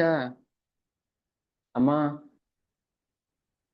ನಾನು ಹೇಳೋ ಮಾತು ನಿನಗೆ ನೋವು ಕೊಡ್ಬೋದೇನೋ ಗೊತ್ತಿಲ್ಲ, ಆದ್ರೆ ನಿನ್ನ ಖುಷಿನ ಹೊಡೆಯೋದಕ್ಕೆ ನಂಗೆ ಸ್ವಲ್ಪನೂ ಇಷ್ಟ ಇಲ್ಲ. ಎಷ್ಟು ಖುಷಿಯಾಗಿದ್ದಾಳೆ ಈಗ, ಖುಷಿಯ ಉತ್ತುಂಗದಲ್ಲಿದ್ದಾಳೆ. ಯಾವ ತಾಯಿಗೆ ಮಗ ರಾಜ ಆಗ್ತಾನೆ ಅಂದಾಗ ನೋವಾಗುತ್ತೆ, ಸಂಕಟ ಆಗುತ್ತೆ. ಖುಷಿಯ ಉತ್ತುಂಗದಲ್ಲಿದ್ದಾಳೆ ಈಗ ಅವಳು. ಈಗ ಒಂದೇ ಸಲ ಸರ್ರ ಅಂತ ತೆಗೆದುಕೊಳ್ಬೇಕು, ದುಃಖದ ಮಡುನಲ್ಲಿ ಹಾಕ್ಬೇಕು ಈಗ ರಾಮಚಂದ್ರ. ಸರಿನಾ ಇದು? ಈಗ ನಾವು ಹೇಳ್ತೀವಿ ತಂದೆ ತಾಯಿಗಳಿಗೆ ನೋವು ಕೊಡಬಾರ್ದು ಅಂತ, ನೋವು ಕೊಡಬಾರ್ದು. ಆದ್ರೆ ಧರ್ಮ ಉಳ್ಸಕ್ಕೋಸ್ಕರ ನೋವು ಕೊಡೋದೇನು ತಪ್ಪಿಲ್ಲ. ಧರ್ಮ ಉಳ್ಸಕ್ಕೋಸ್ಕರ ಯುದ್ಧ ಮಾಡು, ಧರ್ಮ ಉಳ್ಸಕ್ಕೋಸ್ಕರ ಕೊಲೆ ಮಾಡು, ಧರ್ಮ ಉಳ್ಸಕ್ಕೋಸ್ಕರ ಏನ್ ಬೇಕಾದ್ರೆ ಮಾಡು. ಇದು ಭಗವಂತನ ಆಜ್ಞೆ. ಭಗವಂತನೇ ಮನುಷ್ಯನಾಗಿ ರಾಮಚಂದ್ರನಾಗಿ ಬಂದಾಗ ಮತ್ತೆ ತಾನ್ ಧರ್ಮ ಪಾಲನೆ ಮಾಡಿಲ್ಲ ಅಂತಂದ್ರೆ ಎಷ್ಟು ನಿಧಾನವಾಗಿ ಹಾರ್ಟ್ ಅಟ್ಯಾಕ್ ಆಗ್ಬೋದಲ್ಲ ಕೌಸಲ್ಯಗೆ. ಒಂದೇ ಸಲ ಸಡನ್ ಶಾಕ್ ಹೇಳಿದ್ರೆ ಹೇಳ್ತಾನೆ, ವಿನೀತಶ್ಚ ಗೌರವಾಚ್ಚ ತಥಾನತಃ. ಕೈ ಮುಗಿದು ಕೇಳ್ತಾನೆ, ಇದಂ ತವಾಚ ದುಃಖಾಯ. ಅಮ್ಮ, ಇದನ್ನ ಹೇಳಿದ್ರೆ ನಿನಗೆ, ಲಕ್ಷ್ಮಣನಿಗೆ, ಸೀತೆಗೆ ದುಃಖ ಆಗ್ಬೋದು. ಏನಪ್ಪಾ ಹೇಳು, ಪರವಾಗಿಲ್ಲ, ಆದ್ರೂ ಹೇಳಲೇಬೇಕು ನಾನು. ಗಮಿಷ್ಯೆ ದಂಡಕಾರಣ್ಯಂ ಕಿಂ ಅನೇನಾಸೇನ ಮೇ ವಿಷ್ಟರಾಶ ಯೋಗ್ಯೋ ಹಿ ಕಾಲೋಯಂ ಮಾಂಪಸ್ಥಿತಃ. ಅಮ್ಮ, ನೀನು ಯಾವಾಗ ನಾನು ಬಂದ ತಕ್ಷಣ ಖುಷಿಯಿಂದ ನನಗೆ ತೊಡೆ ಮೇಲೆ ಕೂರಿಸ್ಕೊಂಡು ನನ್ನ ನೆತ್ತಿಯನ್ನ ನೇವರಿಸಿ ಪ್ರಸಾದ ಕೊಡಕ್ ಬಂದಿಯೋ, ಇದೆಲ್ಲ ಏನಿಗೋಸ್ಕರ, ಯಾಕೋಸ್ಕರ? ಗಮಿಷ್ಯೆ ದಂಡಕಾರಣ್ಯಂ. ನಾನು ಕಾಡಿಗೆ ಹೋಗ್ತಾ ಇದೀನಿ. ಕಾಡಿಗೆ ಹೋಗೋನಿಗೆ ಯಾಕೆ ಬೇಕು ಈ ಚಿನ್ನದ ಮಣೆ? ಚಿನ್ನದ ಮಣೆ ಹಾಕಿರ್ತಾಳೆ ರಾಮಚಂದ್ರನಿಗೆ ಕೂತ್ಕೊಳ್ಳೋದಕ್ಕೆ ಬಂದಾಗ. ಒಂದೇ ಸಲ ಗಸಕ್ ಅಂತ ಹೃದಯ ಹಿಡ್ಕೊಬಿಡುತ್ತೆ ಒಳಗೆ. ಚತುರ್ದಶ ಹಿ ವರ್ಷಾಣಿ ವತ್ಸ್ಯಾಮಿ ವಿಜನೇ ವನೆ. ಅಮ್ಮ, 14 ವರ್ಷ ನಾನು ನಿರ್ಜನವಾದ ಕಾಡಿಗೆ ಹೋಗ್ಬೇಕು. ಏನಾಯ್ತು ಈಗ? ಕೌಸಲ್ಯ ಖುಷಿ. 14 ವರ್ಷ, ಚತುರ್ದಶ ಹಿ ವರ್ಷಾಣಿ. ಮತ್ತೆ ಅಲ್ಲಿ ಏನ್ ತಿನ್ಬೇಕು ನಾನು? ಕಂದ ಮೂಲ ಫಲೈರ್ಜೀವನ್ ಹಿತ್ವಾ ಮುನಿ ವದಾಮಿಷಂ. ಮುನಿಗಳ ತರ ನಾನು ಕಂದ ಮೂಲವನ್ನ, ಕೆಡ್ಡೆ ಗೆಣಸುಗಳನ್ನ ತಿನ್ಕೊಂಡಿರ್ಬೇಕು ನಾನು. ಅಷ್ಟೇ ಅಲ್ಲ, ಭಾರತಾಯ ಮಹಾರಾಜು ಯೌವರಾಜ್ಯಂ ಪ್ರಯಚ್ಛತಿ ಮಾಂ ಪುನರ್ದಂಡಕಾರ್ಯಂ ವಿವಾಸಯತಿ ತಾಪಸಂ. ಮಹಾರಾಜರು ಹೇಳಿ ಮಾತುಗಳು ನೋಡಿ ಹೇಗಿದೆ. ಮಹಾರಾಜರು ನನಗೆ ದಂಡಕಾರಣ್ಯಕ್ಕೆ ರಾಜನಾಗಿ ಮಾಡಿದ್ದಾರೆ. ಭರತನ ಈ ಅಯೋಧ್ಯೆಗೆ ರಾಜನಾಗಿ ಮಾಡಿದ್ದಾರೆ. ಕಾಡಿ ಕಳಿಸಿದಾರೆ ಅಂತ ಹೇಳಿಲ್ಲ ಅವನು. ನನಗೆ ರಾಜ್ಯಭಾರ ಮಾಡಿ ಕೊಟ್ಟಿದ್ದಾರೆ. ಎಲ್ಲಿಗೆ? ದಂಡಕಾರಣ್ಯ. 14 ವರ್ಷ ನೀನು ದಂಡಕಾರಣ್ಯ ರಾಜ್ಯಭಾರ ಮಾಡಬೇಕು ಅಂತ ಹೇಳ್ತೇನೆ ರಾಮಚಂದ್ರ. ಯಾಕಂದ್ರೆ ಕೌಸಲ್ಯಗೆ ಬೇಜಾರಾಗ್ಬಾರ್ದಲ್ಲ ಗಂಡನ ಮೇಲೆ. ಹೌದಾ, ಯಾಕಂಗ ಹೇಳಿದ್ರು ಅಂತ. ಮಾಂ ಪುನರ್ ದಂಡಕಾರಣ್ಯಂ ವಿವಾಸೇತಿ ತಾಪಸಂ. ಇದು ರಾಜನ ಆಜ್ಞೆ. ಭರತಾಯ ಮಹಾರಾಜೋ ಯೌವರಾಜ್ಯಂ ಪ್ರಯಚ್ಛತಿ. ಆದ್ರಿಂದ ಸ ಷಟ್ ಚೌಷ್ಟೌಷ ವರ್ಷಾಣಿ ವತ್ಸ್ಯಾಮಿ ವಿಜನೇವನೇ. ಅಮ್ಮ ಆದ್ರಿಂದ ನಾನು ಕಾಡಿಗೆ ಹೋಗ್ತಾ ಇದ್ದೀನಿ. ಕೌಸಲ್ಯ ಹೇಗ್ ಬಿದ್ಲು ಅಂತ ಹೇಳ್ತಾರೆ. ಸಾ ನಿಕೃತ್ತೇವ ಸಾಲಸ್ಯ ಯಷ್ಟಿ ಪರಶುನಾವನೇ ಪಪಾತ ಸಹಸಾ ದೇವಿ ದೇವತೇವ ದಿವಶ್ಚ್ಯುತಾ. ಹೇಗೆ ಹೇಳ್ತಾರೆ ಅಂದ್ರೆ, ಶಾಲ ಅಂದ್ರೆ ಅದೊಂದು ಜಾತಿಯ ಮರ, ದೊಡ್ಡ ಬೃಹದಾಕಾರವಾದ ಮರ, ಹೇಗಿದೆ ಗೊತ್ತಿಲ್ಲ, ನೋಡಿಲ್ಲ ನಾವು. ಅದನ್ನ ಕೊಡ್ಲಿಯಿಂದ ಕತ್ತರಿಸಿದಾಗ ಹೇಗೆ ಬೀಳುತ್ತೆ ಮರ ಧಬ್ ಅಂತ, ಹಾಗೆ ಬಿದ್ಲು ಅಂತ ಹೇಳ್ತಾರೆ. ಸುಮ್ನೆ ಬಿದ್ಲು ಅಂತ ಹೇಳಬಾರ್ದಲ್ವಾ. ಹೇಗೆ ಬಿದ್ಲು? ಕೌಸಲ್ಯ ಕೂತು ಜಾಗದಲ್ಲಿ ಸಾ ನಿಕೃತ್ತೇವ ಸಾಲಸ್ಯ ಎಷ್ಟಿ ಪರಶುನಾವನೆ. ಪರಶು ಅಂದ್ರೆ ಕೊಡ್ಲಿ ತಗೊಂಡು ಹೊಡೆದಾಗ ಮರಕ್ಕೆ ಹೇಗ್ ಬೀಳುತ್ತೆ ಹಾಗೆ ಧಬ್ ಅಂತ ಬಿದ್ದು ಬಿಟ್ಲು. ಪಪಾತ ಸಹಸಾ ದೇವಿ ಸಹಿಸ್ಕೊಳಕ್ಕಾಗಿಲ್ಲ. ಯಾವತ್ತೂ ಕೌಸಲ್ಯ ಜೀವನ ನೋಡಿ ಹೇಗಿದೆ. ಕೌಸಲ್ಯ, ಕುಂತಿ ಮಹಾರಾಣಿ, ದ್ರೌಪದಿ, ಮಂಡೋದರಿ ಅಂತ ಪತಿವ್ರತೆ, ಅಂತ ದುಷ್ಟನ ನಡುವೆ ಇದ್ರೂ ಕೂಡ ತನ್ನ ಶೀಲವನ್ನ ಕಾಪಾಡಿಕೊಂಡು ಹೇಗೆ ಬದುಕಿದ್ಲು ಅವಳು. ಮುಂದೆ ಬರುತ್ತೇವೆ ಎಲ್ಲಾನು, ಹೇಳಕ್ ಆಗುತ್ತೋ ಬಿಡುತ್ತೋ ಗೊತ್ತಾಗ್ಲ, ನಾವು ಮರ್ತೋಗ್ಬಿಡ್ತೀವಿ ಅವಾಗ ಹೇಳುವಾಗ. ವಾಲಿ ಮತ್ತೆ ರಾವಣ ನಡುವೆ ಒಂದು ಒಪ್ಪಂದ ಇತ್ತು. ಗೊತ್ತಿದೆ ಏನು ಒಪ್ಪಂದ ಅಂತ? ಕಾಂಟ್ರಾಕ್ಟ್, ಅಗ್ರಿಮೆಂಟ್ ಇತ್ತು. ಈ ತರ ಕೆಟ್ಟ ಅಗ್ರಿಮೆಂಟ್ ನಾವು ಜೀವನದಲ್ಲಿ ನೋಡೋದಿಲ್ಲ. ಯಾರಿಗೂ ಗೊತ್ತಿದ್ಯಾ ಏನದು ಅಗ್ರಿಮೆಂಟ್ ಅಂತ? ಇಲ್ಲ. ಓಕೆ, ಕೇಳಿಸ್ಕೊಳ್ಳಿ. ಹಾ, ಹರೇ ಕೃಷ್ಣ. ಪ್ರಭುಜಿ, ಅದೇ ಕೈಕೇಯಿನ ಯುದ್ಧಕ್ಕೆ ಹೋದ ದಶರಥ ಯುದ್ಧಕ್ಕೆ ಹೋಗಿ ಬರ್ಬೇಕಾದ್ರೆ ಗೆದ್ದು ಕೈಗೆ ಮಾಡ್ಕೊಂಡ್ ಬರ್ಬೇಕಾದ್ರೆ ಅವರು 3 ವಾಗ್ದಾನಗಳನ್ನು ಕೊಟ್ಟಿರ್ತಾರೆ ಪ್ರಭು, ಅದನ್ನ ಈಗ ಈಡೇರಿಸ್ಕೊತಾರೆ. ಅರ್ಥ ಆಗಿಲ್ಲ ಮತ್ತೆ ಏನ್ ಹೇಳಿದ್ರಿ? ವರಗಳ? ಓಕೆ, ಕೈಕೇಯಿಗೆ ವರ ಕೊಟ್ಟಿದ್ದು ಅದಾಯ್ತು. ಅದು ಈಗ ನಾನು ಬೇರೆ ಹೇಳ್ತಾ ಇದ್ದೀನಿ. ವಾಲಿ ಮತ್ತೆ ಮಂಡೋದರಿ ಬಗ್ಗೆ ಹೇಳ್ತಾ ಇದ್ದೀನಿ ನಾನು. ಅದು ಮುಂದೆ ಬಂದಾಗ ನನ್ಗೆ ಹೇಳಕ್ ಆಗದೆ ಹೋಗ್ಬೋದು ಅಂತ. ಮಂಡೋದರಿ ಯಾಕೆ ನಾವು ಪತಿವ್ರತೆ ಅಂತ ಕರಿತೀವಿ ಅಂತ ದುಷ್ಟನ ಜೊತೆ ಇದ್ರು, ವಾಲಿ ಮತ್ತೆ ರಾವಣ ನಡುವೆ ಒಂದು ಒಪ್ಪಂದ ಇತ್ತು. ಯಾವಾಗ ಅಂದ್ರೆ, ವಾಲಿನ ನಾರದ ಮುನಿಗಳು ರಾವಣನ ಪ್ರಚೋದನೆ ಮಾಡಿರ್ತಾರೆ, ಇವನ ಸೊಂಟ ಮುರಿಬೇಕು, ರಾವಣಂದು ಗರ್ವ ಮುರಿಬೇಕು ಅಂತ. ಹೋಗು, ಅಲ್ಲೊಬ್ಬ ಬ್ರಾಹ್ಮಣ ಇದ್ದಾನೆ, ಸಂಧ್ಯಾವಂದನೆ. ಬ್ರಾಹ್ಮಣ ಅಂದ್ರೆ ಏನು? ವಾಲಿ ಸಂಧ್ಯಾವಂದನೆ ಮಾಡ್ತಾ ಇದ್ದ. ಗೊತ್ತಾ? ಹೋಗ್ತಾನೆ, ಹೋಗು ಸಂಧ್ಯಾವಂದನೆ ಮಾಡ್ತಿರ್ತಾನೆ, ಆಗ ನೀನು ಅವನನ್ನ ಕೆಣಕು, ಅವನ ಬಾಲ ಹಿಡ್ದು ಎಳಿ ಅಂತೆಲ್ಲ ಹೇಳ್ಕೊಡ್ತಾರೆ. ಯಾಕಂದ್ರೆ ಗರ್ವ ಮುರಿಬೇಕು, ನಾನೇ ದೊಡ್ಡ ವೀರ ಶೂರ ಅನ್ಕೊಂಡಿರ್ತಾನಲ್ಲ ರಾವಣ. ಆಗ ಬರ್ತಾನೆ, ಸಮುದ್ರದಲ್ಲಿ ಸಂಧ್ಯಾವಂದನೆ ಮಾಡ್ತಾ ಇರ್ತಾನೆ. ರಾವಣ, ಇದೇನು ಕೋತಿ ಸಂಧ್ಯಾವಂದನೆ ಮಾಡ್ತಾ ಇದೆಯಲ್ಲ ಅಂತ ಕೆಣಕ್ತಾನೆ. ವಾಲಿ ಅವನಿಗೆ ಗೊತ್ತಿಲ್ದಂಗೆ ಅವನನ್ನ ಬಾಲದಲ್ಲಿ ಸುತ್ಕೊಂಡು ತನ್ನ ಕಂಕ್ಲಲ್ಲಿ ಇಟ್ಕೊಂಡು ಹೋಗ್ಬಿಡ್ತಾನೆ ಅವನನ್ನ, ರಾವಣನ. ವಾಲಿ ಅಷ್ಟು ಪರಾಕ್ರಮಿ ವಾಲಿ. ಅದಕ್ಕೆ ಅವನು ಕಿಷ್ಕಿಂದಕ್ಕೆ ಹೋಗ್ಲಿಲ್ಲ ನೋಡಿ. ದಶರಥನ ಮತ್ತೆ ವಾಲಿಯನ್ನ ಕೆಣಕ್ಲಿಲ್ಲ ಅವನು. ಇದೇ ತರ ಒಂದಾಗಿದೆ. ಕಾರ್ತವೀರ್ಯಾರ್ಜುನ ಹತ್ರ ಬರ್ತಾನೆ, ಹೋಗ್ಬಿಡಿ. ಅದಾದ್ಮೇಲೆ ರಾವಣನ ಹಿಡಿದಿಟ್ಟಿರ್ತಾನೆ ವಾಲಿ. ಅವಾಗ ರಾವಣ ಹೇಳ್ತಾನೆ, ಅಣ್ಣ ಬಿಟ್ಬಿಡು ನನ್ನ. ವಾಲಿಗೆ ಕೈ ಮುಗ್ದು ಕೇಳ್ಕೊಳ್ತಾನೆ. ಅವನ್ನ ತಗೊಂಡೋಗಿ ರಾವಣನ ಅಂಗದನ ತೊಟ್ಲಿಗೆ ಗಿರ್ಗಿಟ್ಲೆ ಕಟ್ಟಿರ್ತಾನೆ. ವಾಲಿ ಮಗ ಅಂಗದನ ತೊಟ್ಲಿಗೆ ಆಟ ಆಡಕ್ಕೆ ರಾವಣನ್ ಕಟ್ಟಿರ್ತಾನೆ. ಅಂಗದ ಅವನ ಕಾಲಲ್ಲಿ ಒದ್ದು ಆಟ ಆಡಿಸ್ತಿರ್ತಾನೆ, ಇದ್ಯಾವ್ದು ಗೊಂಬೆ ಅಂತ. ಅಷ್ಟು ಪರಾಕ್ರಮಿ ವಾಲಿ. ರಾವಣ ಅಂತ ಅವ್ರು 100 ಜನ ಬಂದ್ರು ಬಾಲದಲ್ಲಿ ಸುಟ್ಟು ಬಿಸಾಕ್ಬಿಡ್ತಾ ಇದ್ದ ಸುತ್ತು. ಅವಾಗ ರಾವಣ ಹೇಳ್ತಾನೆ, ಅಣ್ಣ ಬಿಟ್ಬಿಡು, ಒಂದು ಅಗ್ರಿಮೆಂಟ್ ಮಾಡ್ಕೊಂಬೇಡ, ನಿಂದೆಲ್ಲ ನಂದು, ನಂದೆಲ್ಲ ನಿಂದು. ಯಾವ್ದೆಲ್ಲ ಮುಂದೆ ಹೇಳ್ತೇನೆ. ರಾಜ್ಯ, ದಾರ, ಸುತ, ಆಲಯ, ನನ್ನ ಅರಮನೆ, ನನ್ನ ಹೆಂಡತಿ, ನನ್ನ ಮಕ್ಕಳು ಎಲ್ಲ ನಿನ್ನವರು. ಇದು ಕೆಟ್ಟ ಅಗ್ರಿಮೆಂಟ್. ಜಗತ್ತಲ್ಲಿ ಇದುವರೆಗೆ ಈ ತರ ಅಗ್ರಿಮೆಂಟ್ ನಾವೆಲ್ಲೂ ಕೇಳಿಲ್ಲ, ನೋಡಿಲ್ಲ. ರಾವಣಂದೆಲ್ಲ ವಾಲಿದಂತೆ. ನಿಂದೆಲ್ಲ ನಂದು ಅಂತ ಹೇಳಿಲ್ಲ ಅವನು. ಹೇಳಿದ್ರೆ ಮತ್ತೆ ಬಾಲ್ದ ಸುಟ್ಟು ಬಿಸಾಕ್ಬಿಡ್ತಾನೆ. ನಂದೆಲ್ಲ ನಿಂದು ಅಂದ್ರೆ ಮಂಡೋದ್ರಿನೂ ಕೂಡ ನಿನ್ನೆವಳೆ, ನೀನ್ ಬೇಕಾದ್ರೆ ಅವಳನ್ನ ಭೋಗಿಸ್ಬೋದು. ಇದು ಅಗ್ರಿಮೆಂಟ್ ರಾವಣಂದು. ಆದ್ರೆ ಇವನಿಗೇನು, ದೇಶದಲ್ಲಿ ಪ್ರಪಂಚದಲ್ಲಿ ಇರೋ ಎಲ್ಲಾ ಸ್ತ್ರೀಯರನ್ನ ತಗೊಂಬಂದು ತನ್ನ ಅಂತಃಪುರದಲ್ಲಿ ಇಟ್ಕೊಂಡಿರ್ತಾನೆ. ಇಂಥ ಕೆಟ್ಟ ಅಗ್ರಿಮೆಂಟ್ ಅಲ್ಲೂ ಕೂಡ ಮಂಡೋದರಿ ಪತಿವ್ರತೆಯಾಗಿ ಹೇಗೆ ಬದುಕಿದ್ಲು? ಗಂಡ ದುಷ್ಟ, ಎಲ್ಲ ಅನಾಚಾರ ಮಾಡ್ತಿದ್ದಾನೆ, ಆದ್ರೂ ಪತ್ನಿ ತನ್ನ ಶೀಲವನ್ನ ಕಾಪಾಡ್ಕೊಂಡಿದ್ದಾಳೆ. ಅದಕ್ಕೆ ಮಂಡೋದರಿಯನ್ನ ಭಗವಂತ ಆಶೀರ್ವಾದ ಮಾಡ್ತಾನೆ, ತನ್ನ ಚತುರ್ಭುಜ ರೂಪವನ್ನು ದರ್ಶನ ಮಾಡ್ತಾನೆ. ಸೊ ಇಂಥ ಪತಿವ್ರತೆ ಕೌಸಲಿ ಕಾಡಿಗೆ ಹೋಗ್ಬೇಕು ಅಂತ ತೀರ್ಮಾನ ಆದಾಗ ಏನಕ್ಕೆ ಬಂತು ಇದು? ಪಪಾತ ಸಹಸ ದೇವಿ ದೇವತೇವ ದಿವಶ್ರುತ, ದುಃಖವನ್ನ ಭೋಗಿಸಲು ಯೋಗ್ಯಳಲ್ಲದ ಅಂತ ಅರ್ಥ.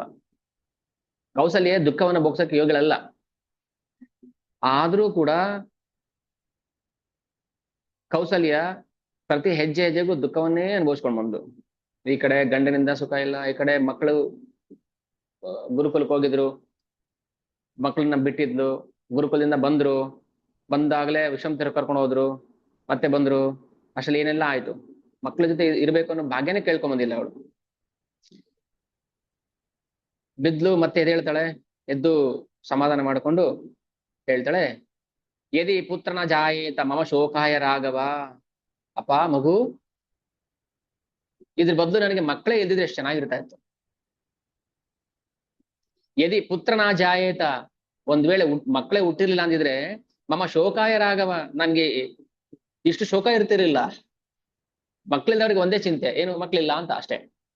ಮಕ್ಳಿದ್ರೆ ನೂರಾರು ಚಿಂತೆ, ಏನ್ ಮಾಡ್ತಾರೋ, ಏನ್ ಬಿಡ್ತಾರೋ, ಎಲ್ಲಿ ನನ್ ಕೆಟ್ಟ ಹೆಸರು ತರ್ತಾರೋ, ಎಲ್ಲಿ ಹಾಳು ಮಾಡ್ತಾರೋ ಮರ್ಯಾದೆ, ಎಲ್ಲಿ ಕುಲವ ನಾಶ ಮಾಡ್ತಾರೋ. ನಸ್ಮ ದುಃಖ ಮತೋ ಭೂಯ ಪಶ್ಯೇಂ ಅಹಂ ಅಪ್ರಜಾ. ಅಪ್ರಜಾ ಅಂದ್ರೆ ಮಕ್ಕಳಿಲ್ಲದವಳು ಅಂತ, ಬಂಜೆ ಬಂಜೆ ಬಂಜೆ ಅನ್ನೋರು ಅಷ್ಟೇ. ಆದ್ರೆ ಆ ದುಃಖವನ್ನು ಸಹಿಸ್ಕೋಬೋದಿತ್ತು ನಾನು, ಈ ದುಃಖ ನಾನು ಸಹಿಸ್ಕೊಳಕ್ ಆಗ್ತಾ ಇಲ್ಲ.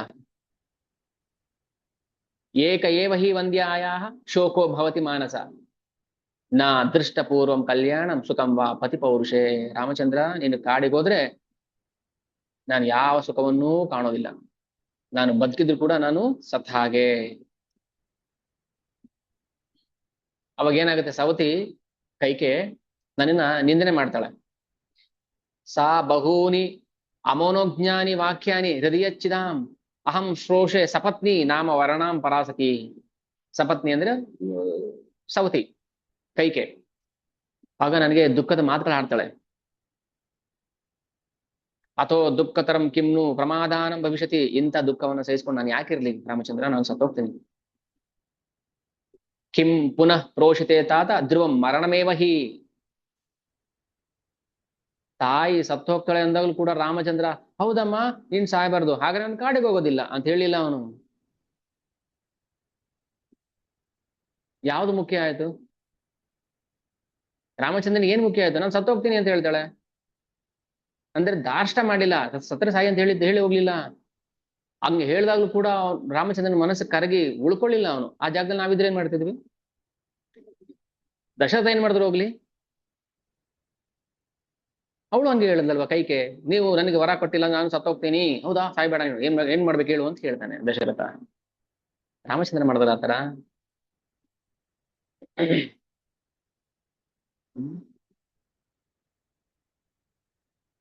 ರಾಮಚಂದ್ರನಿಗೆ 27 ವರ್ಷ. ಇಷ್ಟು ವರ್ಷ ಆದ್ರೂ ನಾನು ಮಕ್ಕಳಿಂದ ನಾನು ಸುಖ ಪಡ್ತೀನಿ ಅನ್ನೋ ಆಸೆನೇ ಬಿಟ್ಬಿಡ್ಬೇಕಲ್ಲ. ತದಕ್ಷಯಂ ಮಹದ್ ದುಃಖಂ ನೋತ್ಸಹೆ ಸಹಿತುಂ ಚಿರಾತ್. ಈ ದುಃಖ ಶಾಶ್ವತ ಉಳ್ಕೊಬಿಡುತ್ತೆ ನನಗೆ ಸಾಯೋ ತನಕ. ನಿನ್ನ ಮುಖ ನೋಡದೆ ನಾನು ಬದುಕೋಕೆ ಸಾಧ್ಯ ಇಲ್ಲ.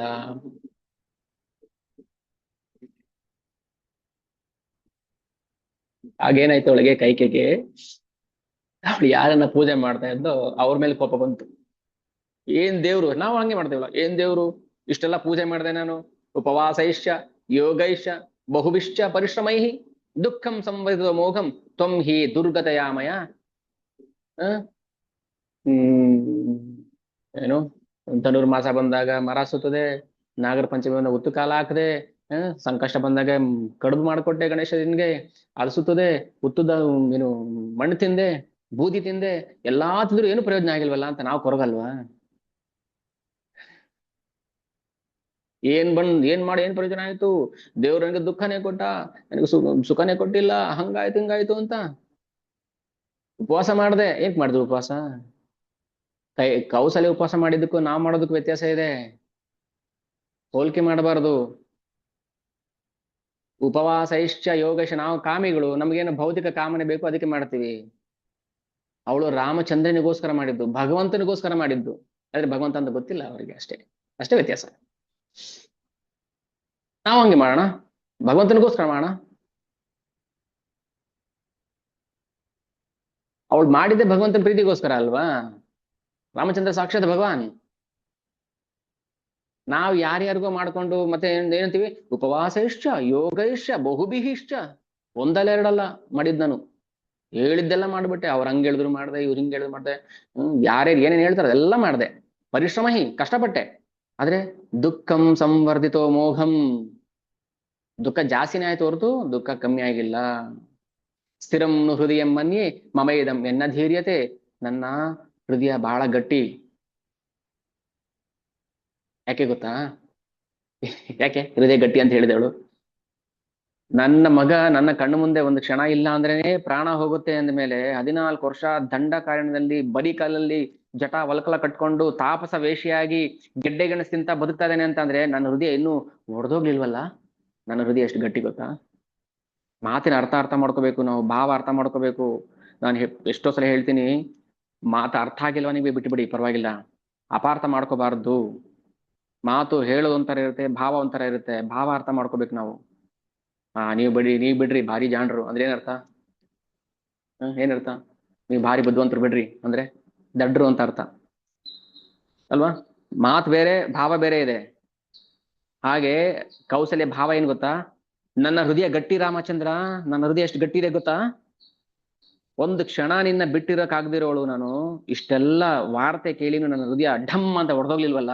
ಅದಕ್ಕೆ ಸ್ಥಿರಂನು ಹೃದಯ ಮನ್ಯೆ ಮಮೇದಂ ಎನ್ನ ಧೈರ್ಯತೆ, ನನ್ಗೆ ಎಷ್ಟು ಧೈರ್ಯ ಗೊತ್ತಾ? ಹೇಗಿದೆ ಮಾತುಗಳು? ಅಷ್ಟೇ ಅಲ್ಲ,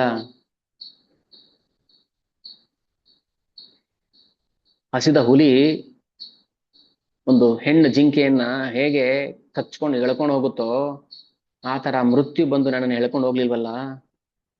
ಮಮೈವ ನೂನಂ ಮರಣಂ ನ ವಿದ್ಯತೆ ನಾ ಚಾವಕಾಶೋಸ್ತಿ ಯಮಕ್ಷಯೇ ಮಮ, ಯಮನ ಹತ್ರ ಕರ್ಕೊಂಡು ಹೋಗ್ಲಿಲ್ವಲ್ಲ ನನ್ನ ಮೃತ್ಯು, ಇನ್ನು ಬದುಕಿನಲ್ಲ ನಾನು. ನನ್ನ ಹೃದಯ ಕಬ್ಬಿಣದಂತೆ ಗಟ್ಟಿ.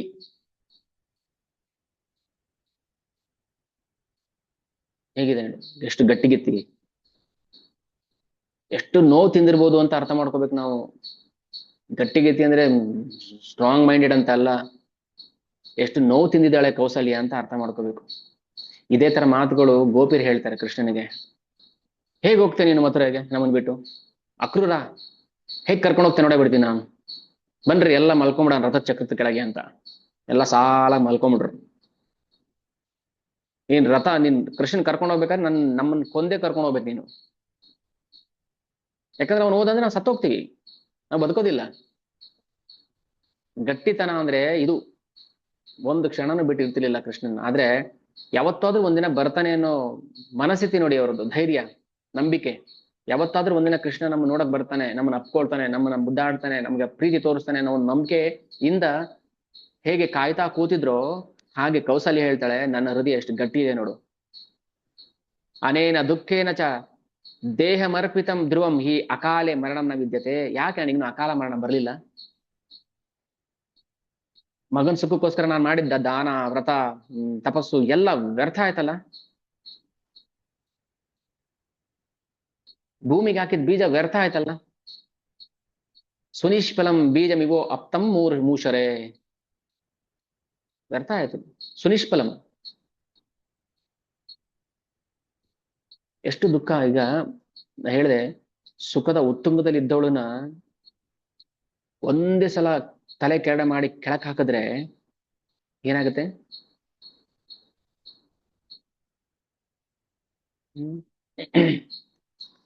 ಮಗು, ನಾನು ನಿನ್ ಜೊತೆ ಬಂದ್ಬಿಡ್ತೀನಿ ಕಾಡಿಗೆ. ಅನುವ್ರಜಿಷ್ಯಾಮಿ ವನಂ ತ್ವಯೈವ ಗೋ. ಅನುವ್ರಜಿಷ್ಯಾಮಿ ಅಂದ್ರೆ ನಾನಿನ್ನ ಫಾಲೋ ಮಾಡ್ತೀನಿ, ನಾನು ನಿನ್ ಜೊತೆ ಬರ್ತೀನಿ. ಹೇಗೆ ಕರು ಇರೋದಿಲ್ವಾ ಅಮ್ಮನ ಜೊತೆ? ಗೋಹು ಸುದುರ್ಬಲ,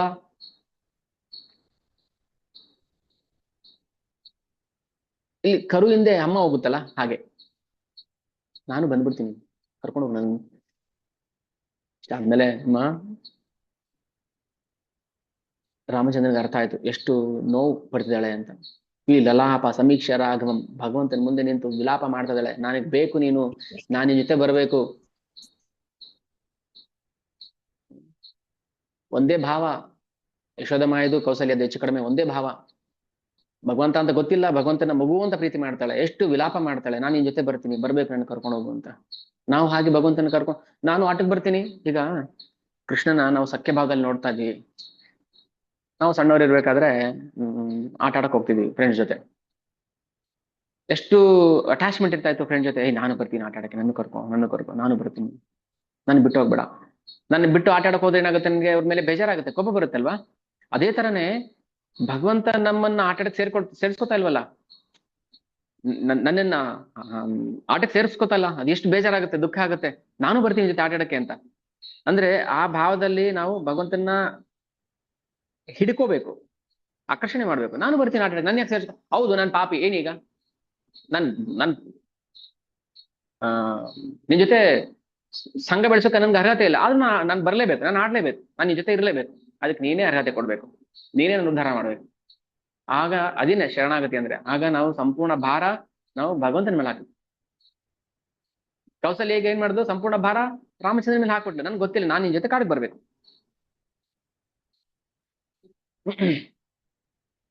ಈಗ ಹೇಳ್ತಾನೆ,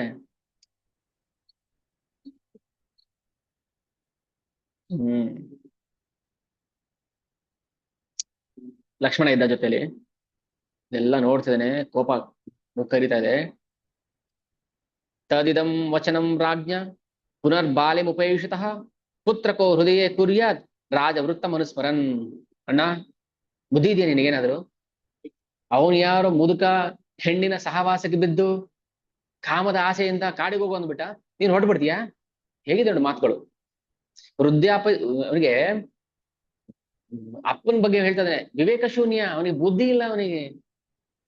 ತದಿದಂ ವಚನಂ ರಾಜ್ಞ ಪುನರ್ ಬಾಲಿಂ ಉಪೇಕ್ಷಿತಃ, ಬಾಲ ಬುದ್ಧಿ, ವಯಸ್ಸಾಗಿದೆ ಅಷ್ಟೇ, 60,000 ವರ್ಷ ಆಗಿದೆ, ಅವನಿಗೆ ಬಾಲ ಬುದ್ಧಿ ಇದೆ ಅಂತ ಹೇಳ್ತಾನೆ. ಯಾರಿಗೆ? ದಶರಥನಿಗೆ. ಲಕ್ಷ್ಮಣ ಬಿಟ್ಬಿಡು ನೀನ್, ಅವ್ರ ಮಾತು ಕೇರ್ಲೆಸ್ ಮಾಡು. ಹಂಗ್ ಮಾಡಕ್ಕಾಗುತ್ತಾ? ಒಂದ್ಸಲ ರಾಮನನ್ನ ಕಾಡಿಂದ ಕರ್ಕೊಂಬರಕ್ ಹೋಗ್ತಾರೆ, ಚಿತ್ರಕೂಟಕ್ಕೆ ಹೋಗ್ತಾರೆ. ಯಾರೆಲ್ಲ? ಸುಮಂತ್ರ, ವಸಿಷ್ಠ, ತಾಯಂದ್ರು, ವಾಮದೇವ, ಜಾಬಾಲಿ. ರಾಮಚಂದ್ರ ಬಾಪ ಕಾಡಿಗೆ ಹೋಗ್ಬೇಡ.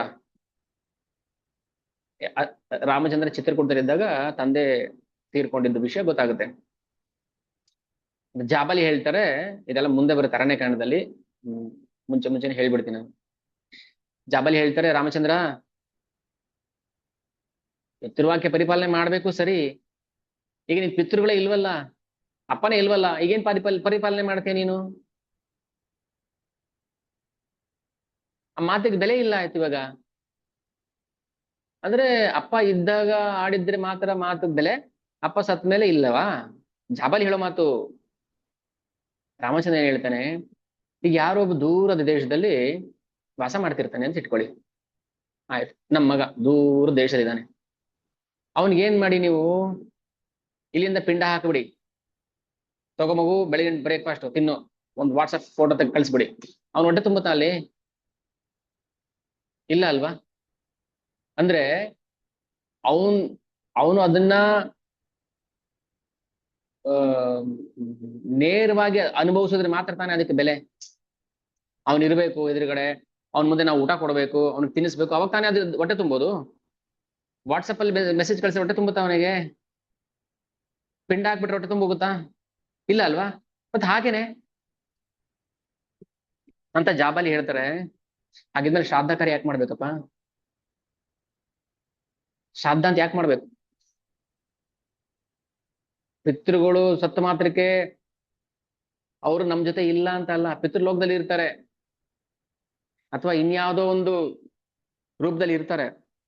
ಅವರಿಗೆ ನಾವು ಆ ಬೆಲೆಯನ್ನು ಕೊಡ್ಬೇಕು, ಆ ಮೌಲ್ಯವನ್ನು ತಿಳಿಸ್ಬೇಕು, ನಾವು ಅವರಿಗೆ ಅದನ್ನ ಅರ್ಪಣೆ ಮಾಡ್ಬೇಕು. ನನ್ನ ತಂದೆ ಜೀವಂತವಾಗಿದ್ದಾರೋ ಇಲ್ವೋ, ಅವ್ರ ಮಾತು ಜೀವಂತವಾಗಿದೆ ಅಲ್ವಾ? ನನ್ನ ತಂದೆ ಮುಂದೆನೆ ಇರ್ಬೇಕು ಅಂತ ಏನಿಲ್ಲ ಅಲ್ವಾ? ನಾನು ಬರೋದಿಲ್ಲ ಕಾಡಿಗೆ, ಅಯೋಧ್ಯೆಗೆ ಕಾಡ್ಬಿಟ್ಟು. ಅಂದ್ರೆ ಜಾಬಾಲಿ ಏನ್ ಹೇಳ್ತಾರೆ, ಪರೋಕ್ಷವಾಗಿ ನಾಸ್ತಿಕವಾದವನ್ನ ಪ್ರತಿಪಾದನೆ ಮಾಡ್ತಾರೆ. ಈಗ ನಾವು ಮಾತಾಡ್ತೀವಲ್ಲ ನಾಸ್ತಿಕವಾದ, ಏನು ಪಿಂಡ ಹಾಕ್ಬಿಟ್ರೆ ಹೊಟ್ಟೆ ತುಂಬೋಗುತ್ತಾ, ಅಥವಾ ಹಿಂಗ್ ಮಾಡಿದ್ರೆ ಹಂಗಾಗುತ್ತಾ, ಹಂಗ್ ಮಾಡಿದ್ರೆ ಹಿಂಗಾಗುತ್ತಾ, ದೇವ್ರ ಮುಂದೆ ನೈವೇದ್ಯ ಕೊಟ್ಟರೆ ತಿಂದ್ಬಿಡ್ತಾನ ಅಂತೆಲ್ಲ ಮಾಡ್ತೀವಲ್ವಾ? ಅದನ್ನೇ ಜಾಬಾಲಿ ಹೇಳಿದ್ದು ರಾಮಚಂದ್ರನಿಗೆ. ಯಾಕೆ ತಿನ್ನೋದಿಲ್ಲ? ದೇವ್ರು ತಿಂತಾನೆ. ಏನ್ ದೇವ್ರು ಬರ್ಲೇಬೇಕಾ ಎದುರುಗಡೆ ಬಂದು ಕೂತ್ಕೊಂಡು, ಇಲ್ಲಪ್ಪ ಕೊಡು ನನಗೆ ಇಡ್ಲಿ ದೋಸೆ ಚಪಾತಿ ಅಂತ ಹೇಳ್ತಾನ? ನೀವು ಮುಂದೆ ಇಡಿ ತಿಂತಾನೆ ಭಗವಂತ. ಹಾಗೇನೆ ಅಪ್ಪನ ವಾಕ್ಯ ಅಪ್ಪ ಇಲ್ದೇ ಇದ್ರು ಕೂಡ ಅದಕ್ಕೆ ಬೆಲೆ ಇದ್ದೇ ಇರುತ್ತೆ. ನಾವು ಆ ವಾಕ್ಯನ ಪರಿಪಾಲನೆ ಮಾಡ್ಲೇಬೇಕು. ನೋಡಿ, ರಾಮಚಂದ್ರನ ಸತ್ಯಸಂಧತೆ, ಧರ್ಮಜ್ಞಶ್ಚ ಕೃತಜ್ಞಶ್ಚ ಕಶ್ಚ ಗುಣವಾನ್ ವೀರ್ಯವಾನ್. ಸೊ ಇವೆಲ್ಲ ಭಗವಂತನ ಅಲೌಕಿಕ ಗುಣಗಳು. ಯಾವುದಕ್ಕೆ ಹೇಗೆ ನಾವು ರೆಸ್ಪೆಕ್ಟ್ ಮಾಡ್ಬೇಕು. ಹಾಗೆ ಅಪ್ಪನ್ ಬೈತಾ ಇದ್ದಾನೆ ಲಕ್ಷ್ಮಣ. ಆ ಮುದುಕನ ಮಾತು ಎಳೆ ಮಾತು, ನೀನ್ ಕೇಳ್ಬೇಡ, ಬಿಟ್ಬಿಡು ಹೇಳ್ತಾರೆ. ಮಗು ಹಾಗೆಲ್ಲ ಮಾಡಬಾರ್ದು, ಮಾತಾಡಬಾರ್ದು. ಇಲ್ಲ ಇಲ್ಲ ನಿನ್ಗೆ ಗೊತ್ತಾಗೋದಿಲ್ಲ, ಸುಮ್ಮನೆ ಇರು, ಎತ್ಕೋ ಖಡ್ಗ ಧನುಸ್ ಎತ್ಕೋ, ಯುದ್ಧ ಮಾಡ್ಬಿಡು ಅಪ್ಪನ ಜೊತೆ, ಅವನ್ನ ಬಂಧಿಸ್ಬಿಟ್ಟು ನೀನ್ ರಾಜ ಆಗ್ಬಿಡು. ಇದೆಲ್ಲ ಏನಂದ್ರೆ ರಾಮನ ಗುಣಗಳು ಎಂತದ್ದು ಅಂತ ನಮ್ಗೆ ತೋರಿಸ್ಬೇಕಿತ್ತಲ್ಲ, ಅದಕ್ಕೆ ಈ ಮಾತುಗಳು ಬರುತ್ತೆ ಬಾಯಿಂದ ಅಷ್ಟೇನೆ. ಲಕ್ಷ್ಮಣ ಮಹಾಜ್ಞಾನಿ, ಭಗವಂತನ ಅನುಚರ, ಶೇಷ, ದಡ್ಡವಾಗಿ ಮಾತಾಡೋಷ್ಟು ಮೂರ್ಖ ಅಲ್ಲ. ಬಟ್ ಆ ಮಾತಾಡಿದಾಗ ರಾಮಚಂದ್ರ ಏನ್ ಹೇಳ್ತಾನೆ ಅದು ನಮಗ್ ಬೇಕು. ಈ ಸಂದರ್ಭಕ್ಕೆ ರಾಮಚಂದ್ರ ಏನ್ ಮಾತಾಡ್ತಾನೆ ಅದು ಬೇಕು. ತಂದೆ ಇರ್ಲಿ ಇಲ್ದೇ ಇರ್ಲಿ ಜೀವಂತವಾಗಿ, ತಂದೆ ಇಲ್ಲ, ತಂದೆ ಆಸ್ತಿ ಆಗ್ಬೇಕು ನಿಮಗೆ. ಮತ್ತೆ ತಂದೆ ಸಂಪಾದನೆ ಮಾಡಿದ್ದಪ್ಪ ಆಸ್ತಿ, ಅಪ್ಪನ ಇಲ್ಲ ಅಂದ್ಮೇಲೆ ಯಾಕೆ ಎಂಜಾಯ್ ಮಾಡ್ತೀರಾ ಆಸ್ತಿನ? ಬಿಟ್ಬಿಡಿ. ಅಪ್ಪನ ದುಡ್ಡು ಹಾಕ್ಬೇಕು ನಿಮಗೆ ಅಂತ ಕೇಳಿದ್ರೆ ಅಪ್ಪನ ಮಾತಿಗೆ ಅಷ್ಟೇ ಬೆಲೆ ಇದೆ ಅಂತ. ಬಟ್ ನಾವು ಮರ್ತಿದೀವಿ ಎಲ್ಲ, ಅದೆಲ್ಲ ಮರ್ತು ಬಿಟ್ಟಿದ್ದೀವಿ ನಾವು. ಇದನ್ನೇ ಪ್ರತಿಜ್ಞಾ ಅಂತ ಹೇಳುದು. ಯಾವ ರೂಪದಲ್ಲಿ ಇದ್ರೆ ಬೇಕಾಗಿಲ್ಲ, ಅಪ್ಪನಾಗಿದ್ದಾಗ ಏನ್ ಹೇಳಿದ್ರು ಅದನ್ನ ಫಾಲೋ ಮಾಡ್ಬೇಕಷ್ಟೇ ಅನ್ನೋದು ಪಿತೃವಾಕ್ಯ ಪರಿಪಾಲನಾ ಪ್ರತಿಜ್ಞೆ. ಅದು ಮೀರ್ಬಾರ್ದು, ಧರ್ಮವನ್ನು ಮೀರ್ಬಾರ್ದು. ಧರ್ಮದ ಚೌಕಟ್ಟಲ್ಲಿ ಅಪ್ಪನ ಮಾತನ್ನ ನಡೆಸ್ಕೊಡ್ಬೇಕು. ಇದು ಮಾತು. ಹೇಳ್ತಾನೆ ಲಕ್ಷ್ಮಣ, ಒಂದ್ ವೇಳೆ ಯಾರಾದ್ರೂ ಭರತನ ಪರವಾಗಿ ವಹಿಸ್ಕೊಂಡು ಬಂದ್ರೆ ನಾನು ಸರ್ವಾಂಸ್ತಾಶ ವದಿಷ್ಯಾಮಿ, ಕೊಂದು ಬಿಡ್ತೀನಿ ಅವ್ರನ್ನ ಎಲ್ಲಾರನ್ನು. ಅಷ್ಟೇ ಅಲ್ಲ, ಪ್ರೋತ್ಸಾಹಿತೋ ಅಯಂ ಕೈಕೇಯ ಸಂತುಷ್ಟೋ ಯದಿನಃ ಪಿತಾ. ಒಂದ್ ವೇಳೆ ಕೈಕೆಯನ್ನ ಸಂತುಷ್ಟ ಪಡಿಸೋಕೇನಾದ್ರೂ ನಿನ್ನ ಕಾಡಿಗೆ ಕಳಿಸೋದಾದ್ರೆ ನನ್ನ ಅಪ್ಪನನ್ನು ಕೊಂದು ಬಿಡ್ತೀನಿ. ಏನ್ ಮಾತಿದು? ಒಬ್ಬ ನೋಡಿದ್ರೆ ಅಪ್ಪನ ಮಾತ ಪರಿಪಾಲನೆ ಮಾಡ್ಬೇಕು ಅಂತ, ಇನ್ನೊಬ್ಬ ನೋಡಿದ್ರೆ ಅಪ್ಪನ್ ಕೊಂದು ಬಿಡ್ಬೇಕು ಅಂತಾನೆ. ಯದಿ ಒಂದ್ ವೇಳೆ ಪ್ರೋತ್ಸಾಹಿತೋ, ಅವನ್ ಹೇಳೋದ್ ಬೇಕಾಗಿಲ್ಲ, ನಿನ್ನ ಕಾಡಿಗೆ ಕಳ್ಸೋದಕ್ಕೆ ಯಾರು ಪ್ರೋತ್ಸಾಹ ಕೊಟ್ರೋ, ಕೈಕೆಯನ್ನ ಸಂತುಷ್ಟ ಪರೋಕ್ಷವಾಗಿ ಹೇಳ್ತಾ ಇದ್ದಾನೆ. ಕೈಕೆಯನ್ನ ಸಂತುಷ್ಟ ಪಡಿಸೋದಿಕ್ಕೆ ಯಾರು ಸಹಾಯ ಮಾಡಿದ್ರು, ಮಂತ್ರಿ ಆಗಿರ್ಲಿ ದಶರಥ ಆಗಿರ್ಲಿ, ಯದಿ ನಾ ಪಿತಾ, ಒಂದ್ ವೇಳೆ ತಂದೆಯವರೇ ನಮ್ಗೆ ಶತ್ರು ಆಗಿದ್ರೆ ನಾನು ಅವನನ್ನ ಕೊಂದು ಬಿಡ್ತೀನಿ.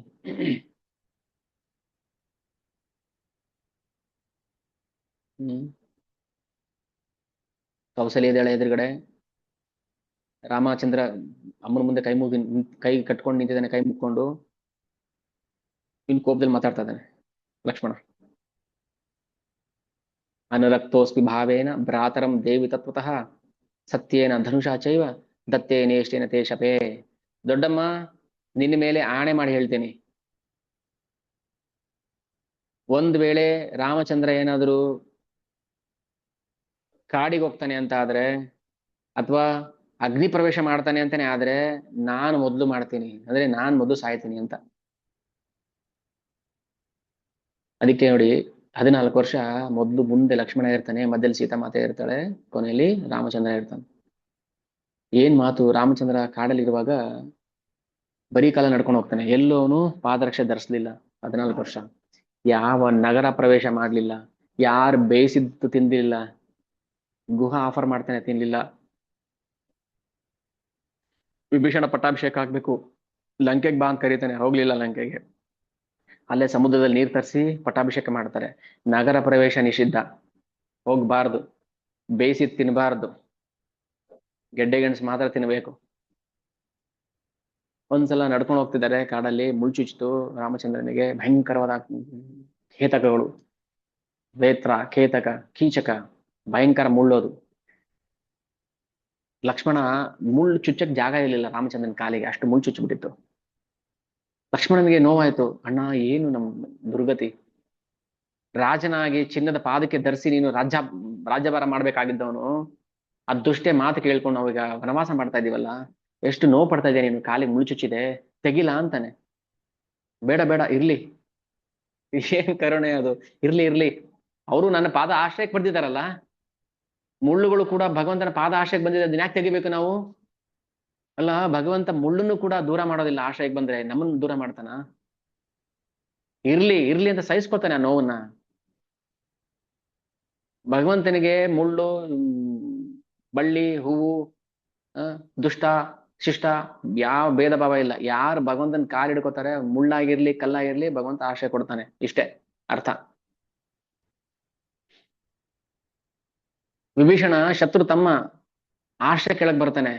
ಹನುಮಂತ ಸುಗ್ರೀವ ಹೇಳ್ತಾನೆ, ಇವನ್ ಯಾರೋ ಗೂಢಚಾರಿ ಅನ್ಸುತ್ತೆ, ರಾವಣನ ಕಡೆಯವನು, ಕೊಂದ್ಬಿಡ್ಬೇಕು ಅಂತ. ಬೇಡ, ನನ್ನ ಆಶ್ರಯಕ್ಕೆ ಬಂದಿದ್ದಾನೆ ಅವನು, ನನ್ನ ಶರಣಾಗತಿಗೆ ಬಂದಿದ್ದಾನೆ, ನಾನು ಅವನು ಬಿಟ್ಟುಕೊಡೋದಿಲ್ಲ, ನಾನು ಅವನ್ನ ಕಳ್ಕೊಳ್ಳೋದಿಲ್ಲ ಅಂತ ಕರೆದು ಬಾಜಿ ತಬ್ಕೊಂಡ್ಬಿಡ್ತಾನೆ ವಿಭೀಷಣನ. ಒಂದ್ ವೇಳೆ ರಾವಣನೇ ಹೇಳ್ತಾನೆ, ರಾಮಚಂದ್ರ, ಒಂದ್ ವೇಳೆ ರಾವಣನೇ ಬಂದು ನನ್ಗೆ ಆಶ್ರಯ ಕೊಡು ಅಂತ ಕೇಳಿದ್ರೆ ನಾನು ಕೊಟ್ಬಿಡ್ತೀನಿ. ಯಾಕೆ ಅವ್ನು ಕೇಳಲ್ಲ ಅಷ್ಟೇ, ದುಷ್ಟರು ಅಲ್ವಾ, ದುಷ್ಟರು ಭಗವಂತ ಬರ್ತಾರ ಆಶ್ರಯ ಕೇಳ್ತಾರ? ಇಲ್ಲ. ಇದು ರಾಮಚಂದ್ರನ ಗುಣ. ಏನೋ ಕೆಟ್ಟ ಸ್ವಭಾವ, ತಪ್ಪು ಮಾಡ್ಬಿಟ್ಟಿದ್ದಾನೆ, ಅದೇ ಮಾಡಬಾರ್ದು ಅಪರಾಧ ಮಾಡಿದ್ರು ಭಗವಂತ ಅದನ್ನ ಹಗುರವಾಗಿ ಪರಿಗಣಿಸ್ತಾನೆ. ಆದ್ರೆ ಒಂದ್ ಸಣ್ಣ ಉಪಕಾರ ಮಾಡಿದ್ರೆ ಅದನ್ನ ದೊಡ್ಡದು ಅಂತ ಭಾವಿಸ್ತಾನೆ. ಇದು ಗುಣ.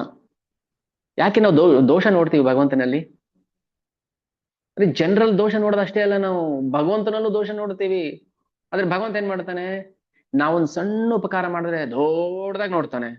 ದೊಡ್ಡ ಅಪಕಾರ ಮಾಡಿದ್ರೆ ಅಯ್ಯೋ ಇಷ್ಟೇ ತಾನೆ, ಏನು ಒಂದಷ್ಟು ಕೊಲೆ ಮಾಡಿದೆ, ಒಂದಷ್ಟು ಸುಳ್ಳು ಹೇಳಿದೆ, ಒಂದಷ್ಟು ಇದು ಮಾಡಿದೆ, ಅಷ್ಟೇ ತಾನೆ, ನಾನ್ ಕ್ಷಮಿಸ್ತೀನಿ ಅಂತಾನೆ. ಭಗವಂತನ ಗುಣ ನೋಡುದು.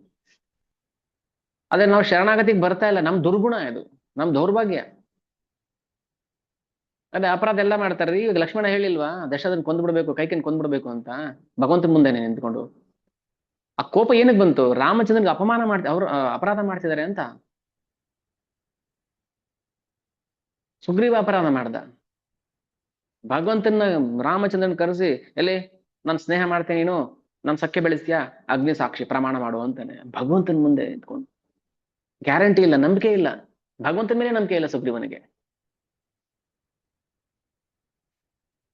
ಅಪರಾಧ ಅಲ್ವಾ ಅದು? ಅಗ್ನಿ ಸಾಕ್ಷಿಯಾಗಿ ಸಖ್ಯ ಬೆಳೆಸ್ಬೇಕಾಗಿತ್ತ ರಾಮಚಂದ್ರನ? ಆಯ್ತು ನೋಡೋಣ, ನಿನ್ಗೆ ತಾಕತ್ತಿದ್ಯಾ, ಶಕ್ತಿ ಇದೆಯಾ ವಾಲಿನ ಕೊಲ್ಲೋಷ್ಟು? ವಾಲಿ ಅಂತ ಮಹಾಶೂರ ಗೊತ್ತಾ? ಒಂದ್ಸಲ ಏನಾಗಿತ್ತು, ರಾವಣನ ಕತೆ ಹೇಳ್ತಾನೆ ಮತ್ತೆ, ರಾವಣ ಏನಾಗಿದ್ದ ಅಂತ. ವಾಲಿನ ಸೋಲ್ಸಕ್ಕಾಗತ್ತೆ ನಿನ್ ಕೈಯಲ್ಲಿ? ಹಾಗಾದ್ರೆ ನೋಡೋಣ, ಆ ದುಂದುಕಾರಿದು ಅಸ್ಥಿ ಪಂಜರ ಇದೆಯಲ್ಲ, ಒಬ್ಬ ರಾಕ್ಷಸ ಇರ್ತಾನೆ, ದುಂದುಕಾರಿ ಇಲ್ಲ ಸಾರಿ, ದುಂದುಬಿ. ಆ ದುಂದುಬಿ ಭಯಂಕರವಾದ ರಾಕ್ಷಸ ಅವನು.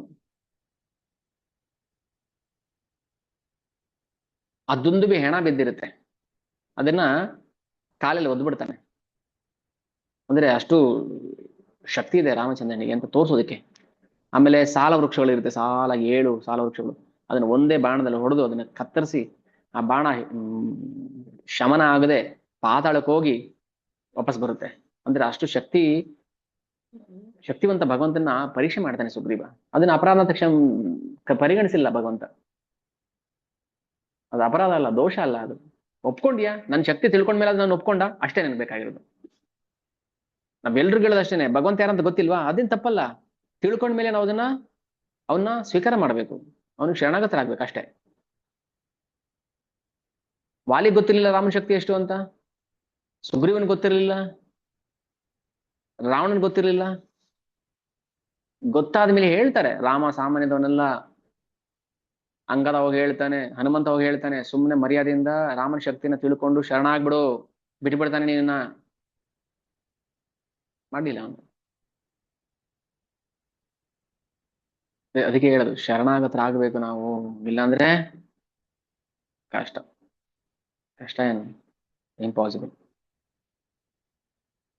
ಲಕ್ಷ್ಮಣ ಕೋಪದಿಂದ ಮಾತಾಡ್ತಾ ಇದ್ದಾನೆ. ನಾನು ಅವನ್ನ ಅದು ಹೆಂಗೆ ಹನಿಷ್ಯೆ ಪಿತರಂ ವೃದ್ಧಂ ಕೈಕೇಯ ಆಸಕ್ತ ಮಾನಸಂ. ಆ ಮುದುಕನಿಗೆ ಕೈಕೆ ಮೇಲೆ ಆಸಕ್ತಿ, ಅಟ್ಯಾಚ್ಮೆಂಟ್. ಇನ್ನು ಇಷ್ಟಾದ್ರೂ ವಯಸ್ಸಾದ್ರೂ ಅವರಿಗೆ ಇನ್ನು ಆಸೆ ಹೋಗ್ಲಿಲ್ವಲ್ಲ. ಕೃಪಣಂ ಚ ಸ್ಥಿರಂ ಬಾಲ್ಯೆ ವೃದ್ಧ ಭಾವೇನ ಗರ್ಹಿತಂ. ಕೊಂದಾಕ್ಬಿಡ್ತೀನಿ ಅಂತಾನೆ.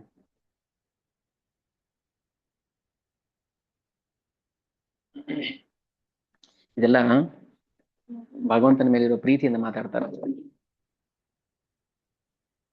ಅದಕ್ಕೆ ಕೋಪನೂ ಕೂಡ ಭಗವಂತನ ಸೇವೆ ಆಗ್ಬೋದು, ಕಾಮವು ಭಗವಂತನ ಸೇವೆ ಆಗ್ಬೋದು. ಏನ್ ಬೇಕಾದ್ರೂ ನಾವು ಭಗವಂತನ ಸೇವೆಗೆ ಮಾರ್ಪಾಡು ಮಾಡ್ಬೋದು. ಅದು ನಮ್ಮ ಕೈಯಲ್ಲಿದೆ. ನಮ್ಗೆ ಇದೆಲ್ಲ ಇದೆ, ಎಲ್ಲಾ ದುರ್ಗುಣಗಳು ಇದೆ, ಪ್ರತಿಯೊಬ್ಬರಲ್ಲೂ ಎಲ್ಲಾ ದುರ್ಗುಣಗಳು ಇದೆ. ಅದನ್ನ ನಾವು ಯಾಕೆ ಭಗವಂತನ ಸೇವೆಗೆ ಅನುಕೂಲ ಆಗೋ ತರ ಮಾಡಬಾರದು? ನಮ್ಗೆ ಗೊತ್ತಿಲ್ಲ ಅದು ಹೇಗ್ ಮಾಡ್ಬೇಕು ಅಂತ ಅಷ್ಟೇ.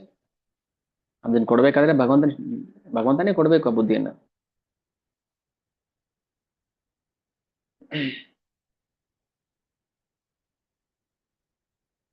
ಸರಿ ಅಣ್ಣ, ನಾನು ಕಾಡಿಗೆ ಬಂದ್ಬಿಡ್ತೀನಿ, ಬಾ ಹೋಗೋಣ.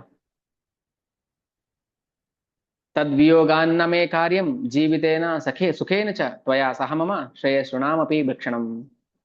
ಶ್ರೇಯಸ್ಸೃಣಾಮಪಿ ಭಕ್ಷಣಂ. ತೃಣ ಅಂದ್ರೆ ಒಂದು ಗರಿಕೆ, ಒಂದು ಹುಲ್ ಕಡ್ಡಿ ಆದ್ರೂ ತಿನ್ಕೊಂಡು ನಿನ್ ಜೊತೆ ಸುಖವಾಗಿರ್ತೀನಿ, ಬಾ ಹೋಗೋಣ ಕಾಡಿಗೆ ಅಂತ ಲಕ್ಷ್ಮಣ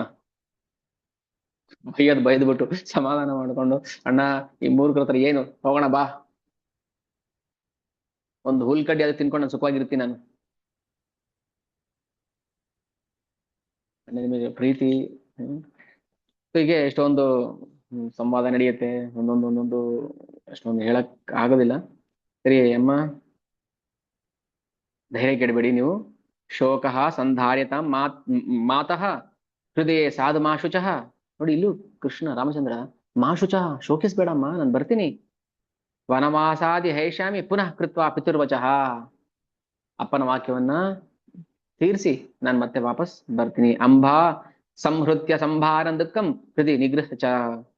ನೋಡು, ದುಃಖವನ್ನ ಅದುಮಿಟ್ಕೋ. ಅಂಬಾ ಸಂಹೃತ್ಯ ಸಂಭಾರಾನ್. ಭಾರ ಅಂದ್ರೆ ಹೃದಯದ ಭಾರ. ಹೃದಯದ ಭಾರವನ್ನು ನಾವು ಒತ್ತಿಟ್ಕೋಬೇಕು. ಇದೆ ಪ್ರತಿಯೊಬ್ಬರಲ್ಲೂ ಏನಾದ್ರೂ ಒಂದು ಹೃದಯದ ನೋವು, ಬೇನೆ, ವ್ಯಾಧಿ ಇದೇ ಇರುತ್ತೆ. ದುಃಖಂ ಹೃದಯ ನಿಗ್ರಹ ಚ. ಅದನ್ನ ಧರ್ಮ ಮೀರೋ ತರ ಮಾಡಕ್ ಹೋಗ್ಬೇಡ. ಒಂದೊಂದ್ಸಲ ಏನಾಗುತ್ತೆ, ದುಃಖ ನೋವು ನಮ್ಮನ್ನ ಧರ್ಮದಿಂದ ಹೊರಗಡೆ ಹಾಕ್ಬಿಡುತ್ತೆ.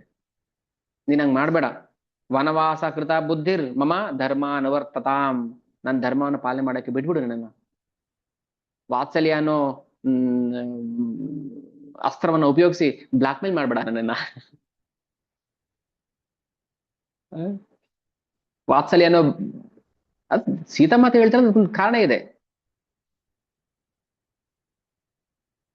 ಆದ್ರೆ ನೀನ್ ಬರಬಾರ್ದು, ಇಲ್ಲೇ ಇರ್ಬೇಕು. ಯಾಕಂದ್ರೆ ಭರತ ರಾಜ ಆಗ್ತಾನಲ್ಲ, ಭರತ ತಾಂಡ್ ಈಗ ನಿನ್ನ ಮಗ, ನೀನ್ ಅದಕ್ಕೆ ಇಲ್ಲೇ ಇರ್ಬೇಕು.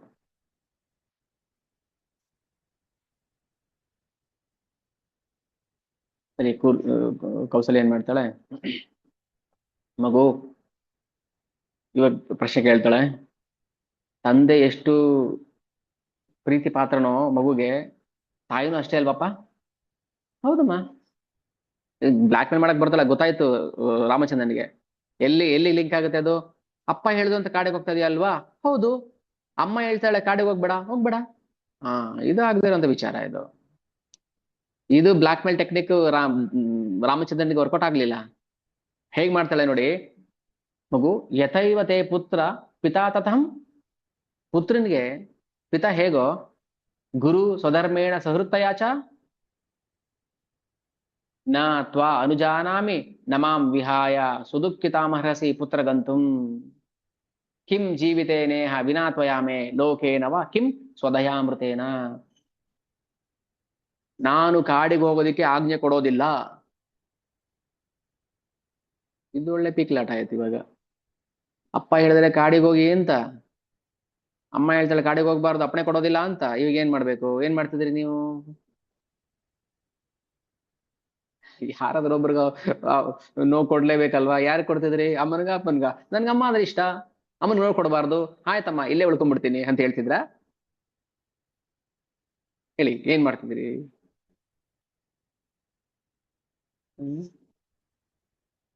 ಕಷ್ಟ. ಅದಕ್ಕೆ ಇವೆಲ್ಲನು ಧರ್ಮದಲ್ಲಿ ಯಾರು ಧರ್ಮೇ ಸ್ಥಿತೋ ಧರ್ಮ್ಯಂ ಉವಾಚ ವಾಕ್ಯಂ ಯಥಾಸ ಏವಾರ್ಹತಿ ತತ್ರ ವಕ್ತುಂ. ಧರ್ಮ ಅನ್ನೋದು ನಮ್ಮ ಕಣ್ಣಿಗೆ ಕಾಣುವಂಥದ್ದಲ್ಲ, ಅದು ಕಣ್ಣಿಗೆ ಕಾಣುವಂಥದ್ದು ಧರ್ಮ ಅಲ್ಲ. ಅದೇ ಹೇಳೋದು ಹೇಗ್ ಮಾಡ್ಬೇಕು. ಈಗ ಅಲ್ಲಿ ಏನ್ ಬರುತ್ತೆ ಗೊತ್ತಾ, ಅಮ್ಮ ಹೇಳ್ತಿದ್ದಾಳೆ ಕಾಡಿಗೆ ಹೋಗ್ಬೇಡ ಅಂತ, ಅಪ್ಪ ಹೇಳ್ತಾನೆ ಕಾಡಿಗೆ ಹೋಗು ಅಂತ ಆಜ್ಞೆ ಮಾಡಿದ್ದಾನೆ. ಏನ್ ಮಾಡ್ಬೇಕು ಇವಾಗ ನಾವು? ಧರ್ಮವನ್ನ ಪಾಲನೆ ಮಾಡ್ಬೇಕು. ಯಾರಿಗ್ ದುಃಖ ಆಗುತ್ತೆ ಹೇಳ್ತಾಳೆ ಕೌಸಲ್ಯ, ನೋವು ಅರ್ಥ ಆಯ್ತು ರಾಮಚಂದ್ರನಿಗೆ, ನಾನು ಹೋದ್ರೆ ಇವಳು ಬದುಕೋದಿಲ್ಲ ಅಂತ ಅರ್ಥ ಆಯ್ತು. ಅದಕ್ಕೆ ಮಾತು ಕೊಡ್ತಾನೆ, ಇಲ್ಲಮ್ಮ ನಾನು ಬಂದೇ ಬಿಡ್ತೀನಿ, 14 ವರ್ಷ ಆದ್ಮೇಲೆ ಬಂದ್ಬಿಡ್ತೀನಿ ಅಂತ. ಆದ್ರೆ ಒಂದ್ ಕಡೆ ಹೇಳ್ತಾನೆ, ಸೀತಾ ನಾವ್ ಇಲ್ಲೇ ಇದ್ಬಿಡೋಣ ಕಾಡಲ್ಲೇ. ನಾವು ಹೋದ್ರೆ ಏನಾಗುತ್ತೆ ಗೊತ್ತಾ, ಭರತ ಇವಾಗ ಹೆಸರು ಮಾಡಿರ್ತಾನೆ ಒಳ್ಳೆ ರಾಜ ಅಂತ, ನಾನು ಹೋಗಿ ಅವನ ಸುಖಕ್ಕೆ ಕಲ್ಲು ಹಾಕದಂಗ ಆಗಲ್ದಿಲ್ವಾ, ಅವನೇ ರಾಜ್ಯಭಾರ ಮಾಡ್ಕೊಂಡು ಇದ್ದು ಬಿಡ್ಲಿ ಅಂತ ಹೇಳ್ತಾನೆ. ಇಲ್ಲಿ ಹೇಳ್ತಾನೆ ಅಮ್ಮನಿಗೆ, ಅಮ್ಮ 14 ವರ್ಷ ಆದ್ಮೇಲೆ ವಾಪಸ್ ಬಂದ್ಬಿಡ್ತೀನಿ ಮಾಶುಚಃ. ಭಗವಂತ ಯಾಕೆ ಸುಳ್ಳು ಹೇಳ್ತಾನೆ? ಭಗವಂತ ಸುಳ್ಳು ಹೇಳಿ ಏನಾಗ್ಬೇಕಾಗಿದೆ? ಅವ್ನು ಸುಳ್ಳು ಹೇಳಿದಾನೆ ಅಂದ್ರೆ ಅದು ಏನೋ ಧರ್ಮ ಇದೆ ಅಂತ ಅರ್ಥ. ಸುಳ್ಳು ಹೇಳಿ ಯಾರಿಗೂ ಅವ್ನು ಮೋಸ ಮಾಡೋ ಅವಶ್ಯಕತೆ ಇಲ್ಲ. ಧರ್ಮಾರ್ಥ ಕಾಮ ಖಲು ಜೀವಲೋಕೆ ಸಮಿಷಿತ ಧರ್ಮ ಫಲೋದಯೇಶು. ಧರ್ಮ ಅರ್ಥ ಕಾಮ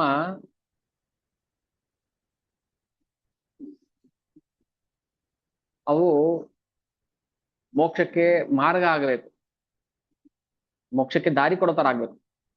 ಆದ್ರೆ ಅದೇ ಬಂಧನಕ್ಕೆ ದಾರಿ ಮಾಡ್ಕೊಟ್ಟು ಬಿಡುತ್ತೆ ನಮ್ಗೆ ಅಷ್ಟೇ. ಧರ್ಮ ಪಾಲನೆ ಮಾಡ್ತೀವಿ, ಬಂಧನಕ್ಕೆ ಕಾರಣ ಆಗುತ್ತೆ. ಅರ್ಥ ಸಂಪಾದನೆ ಮಾಡ್ತೀವಿ, ದುಡ್ಡು ಬಂಧನಕ್ಕೆ ಕಾರಣ ಆಗುತ್ತೆ. ಕಾಮಗಳನ್ನ ಪಡ್ತೀವಿ, ಬಂಧನಕ್ಕೆ ಕಾರಣ ಆಗುತ್ತೆ. ಆದ್ರೆ ರಾಮಚಂದ್ರ ಹೇಳ್ತಾನೆ, ಧರ್ಮ ಅರ್ಥ ಕಾಮ ಮೋಕ್ಷಕ್ಕೆ ಮಾರ್ಗ ಆಗ್ಬೇಕು. ಅದಕ್ಕೆ ತಾಯಿ ಪತ್ನಿ ಏ ತತ್ರ ಸರ್ವೇ ಸ್ಯು ಅಸಂಶಯಮ್ಮೆ ಭಾರ್ಯೇವ ವಶ್ಯಾಭಿಮತಾ ಸುಪುತ್ರ. ತಾಯಿ ಮತ್ತೆ ಹೆಂಡತಿ ಧರ್ಮಕ್ಕೆ ದಾರಿ ಆಗಬೇಕು.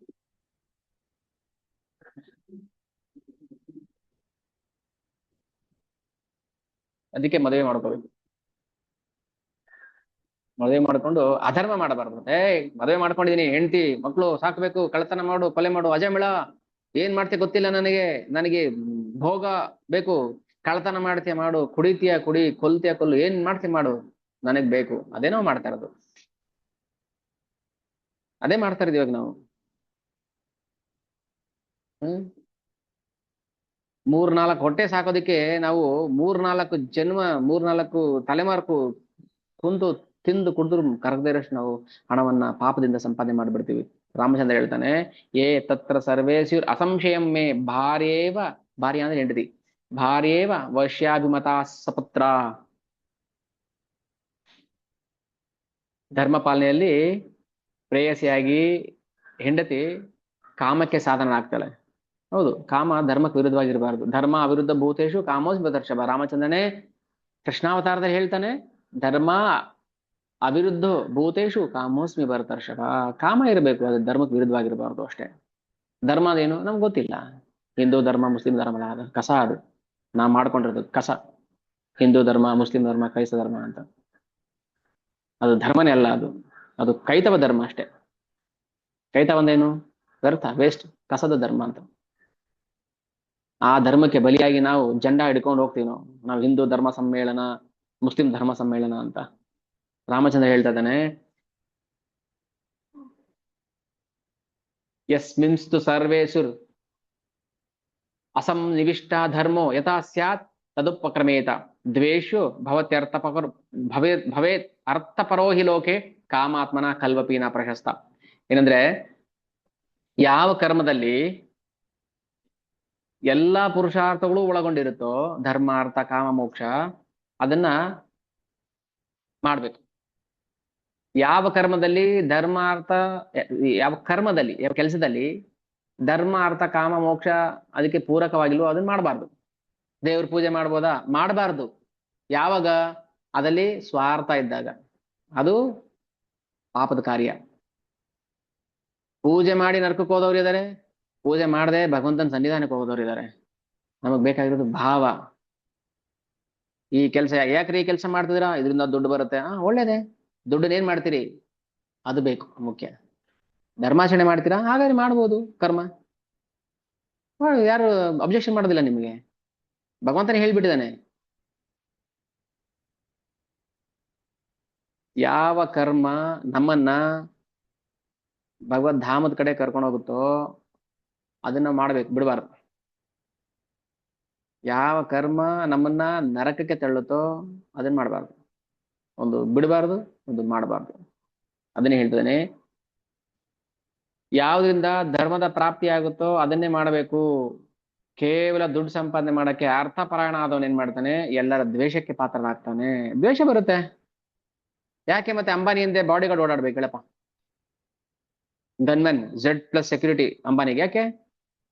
ಯಾರಾದ್ರೂ ಢಮ್ಮನ್ಸ್ ಬಿಡ್ತಾರೆ ಒಬ್ಬೊಬ್ಬರು ಹೋದ್ರೆ, ಯಾರಾದ್ರೂ ಸರಿ, ಗೊತ್ತೇ ಇಲ್ದಂಗೆ.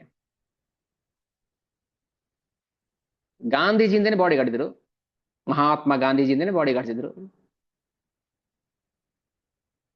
ಅನುಯಾಯಿಗಳು ಅಂತೀವಲ್ವಾ, ಅವ್ರ ಬಾಡಿ ಗಾರ್ಡ್ಸ್ ಅಷ್ಟೇ, ಏನೇನಿಲ್ಲ ಅಲ್ವಾ. ರಾಮಚಂದ್ರ ಸೈನ್ಯ ಕಳಿಸಿ, ಸೈನ್ಯ ಏನಕ್ಕೆ ಬೇಕು ನನಗೆ? ದಶರಥ ಹೇಳ್ತಾನೆ ಸೈನ್ಯ ಕಳಿಸ್ಕೊಡಿ. ಯಾಕ್ರಿ ಸೈನ್ಯ ಬೇಕು ನನಗೆ? ನೋಡಿಯಪ್ಪ, ನಾವು ಒಬ್ಬೊಬ್ಬರು ಓಡಾಡ್ಬೋದು, ಎಲ್ಲಿ ಬೇಕಾದ್ರೂ ಒಬ್ಬೊಬ್ರು ಓಡಾಡ್ಬೋದು. ಆದ್ರೆ ದುಡ್ಡು, ಕೀರ್ತಿ, ಯಶಸ್ಸು ಬಿಡ್ತಾರ ಅವ್ರನ್ನ? ಒಬ್ಬ ಫಿಲ್ಮ್ ಸ್ಟಾರ್ ಬೇಡ, ಒಬ್ಬ ಕ್ರಿಕೆಟ್ ಸ್ಟಾರ್ ಏನಾದ್ರೂ ಒಂದು ಭಯ ಇರುತ್ತೆ ಅವ್ರಿಗೆ, ಏನಾಗ್ಬಿಡ್ತಾವ ಅಂತ. ಹಾಗೆ ದ್ವೇಷೋ ಭವತ್ಯರ್ಥಪರೋ ಈ ಲೋಕೆ, ದುಡ್ಡು ಸಂಪಾದನೆ ಮಾಡೋವನಿಗೆ ದ್ವೇಷಗಳಿದ್ದೇ ಇರ್ತಾರೆ. ಗೊತ್ತಿರೋದಿಲ್ಲ ಅಷ್ಟೇ ದ್ವೇಷ ಹೇಗಿರುತ್ತೆ ಅಂತ, ಸೂಕ್ಷ್ಮವಾಗಿರುತ್ತೆ. ಕಾಮಾತ್ಮನ ಕಲ್ವಪಿ ನ ಪ್ರಶಸ್ತ. ಧರ್ಮ ವಿರುದ್ಧವಾದ ಕಾಮದಲ್ಲಿ ಆಸಕ್ತನಾಗಿದ್ದವನು ಅತ್ಯಂತ ನಿಂದನೀಯ. ಅಮ್ಮ, ನೀನು ಅತ್ಯಂತ ನಿಂದನೀಯ ಆಗ್ಬೇಡ. ಯಾಕಂದ್ರೆ ಇಲ್ಲಿ ಕಾಮನೆ ಇದೆ, ಪುತ್ರ ವ್ಯಾಮೋಹ ಇದೆ, ನನ್ನ ಮಗು ಕಾಡಿಗೆ ಹೋಗ್ಬಾರ್ದು ಅನ್ನೋ ವ್ಯಾಮೋಹ ಇದೆ. ಬಟ್ ಆ ವ್ಯಾಮೋಹ ಒಳ್ಳೇದೇ, ಯಾಕಂದ್ರೆ ಭಗವಂತನ ಪರವಾಗಿ ವ್ಯಾಮೋಹ ಇದೆ, ಅಷ್ಟೇ ವ್ಯತ್ಯಾಸ. ನಮ್ಮ ವ್ಯಾಮೋಹ ತರ ಅಲ್ಲ ಅವಳದು. ಆದ್ರೂ ಕೂಡ ಭಗವಂತ ಅನುಗ್ರಹ ಮಾಡಿ ಹೋಗ್ತಾನೆ, ನಾನ್ ಬರ್ತೀನಮ್ಮ ಅಂತ. ನಾ ತೇನ ಶಕ್ನೋಮಿ ಪಿತು ಪ್ರತಿಜ್ಞಾಮಿ ಮಾಂ ನ ಕರ್ತುಂ ಸಕಲಾಂ ಯಥಾವತ್. ಅದಕ್ಕಾಗಿ ನಾನು ತಂದೆ ಮಾತನ್ನ ಧಿಕ್ಕರಿಸಿ ಹೋಗೋ ಅವಶ್ಯಕತೆ ಇಲ್ಲ.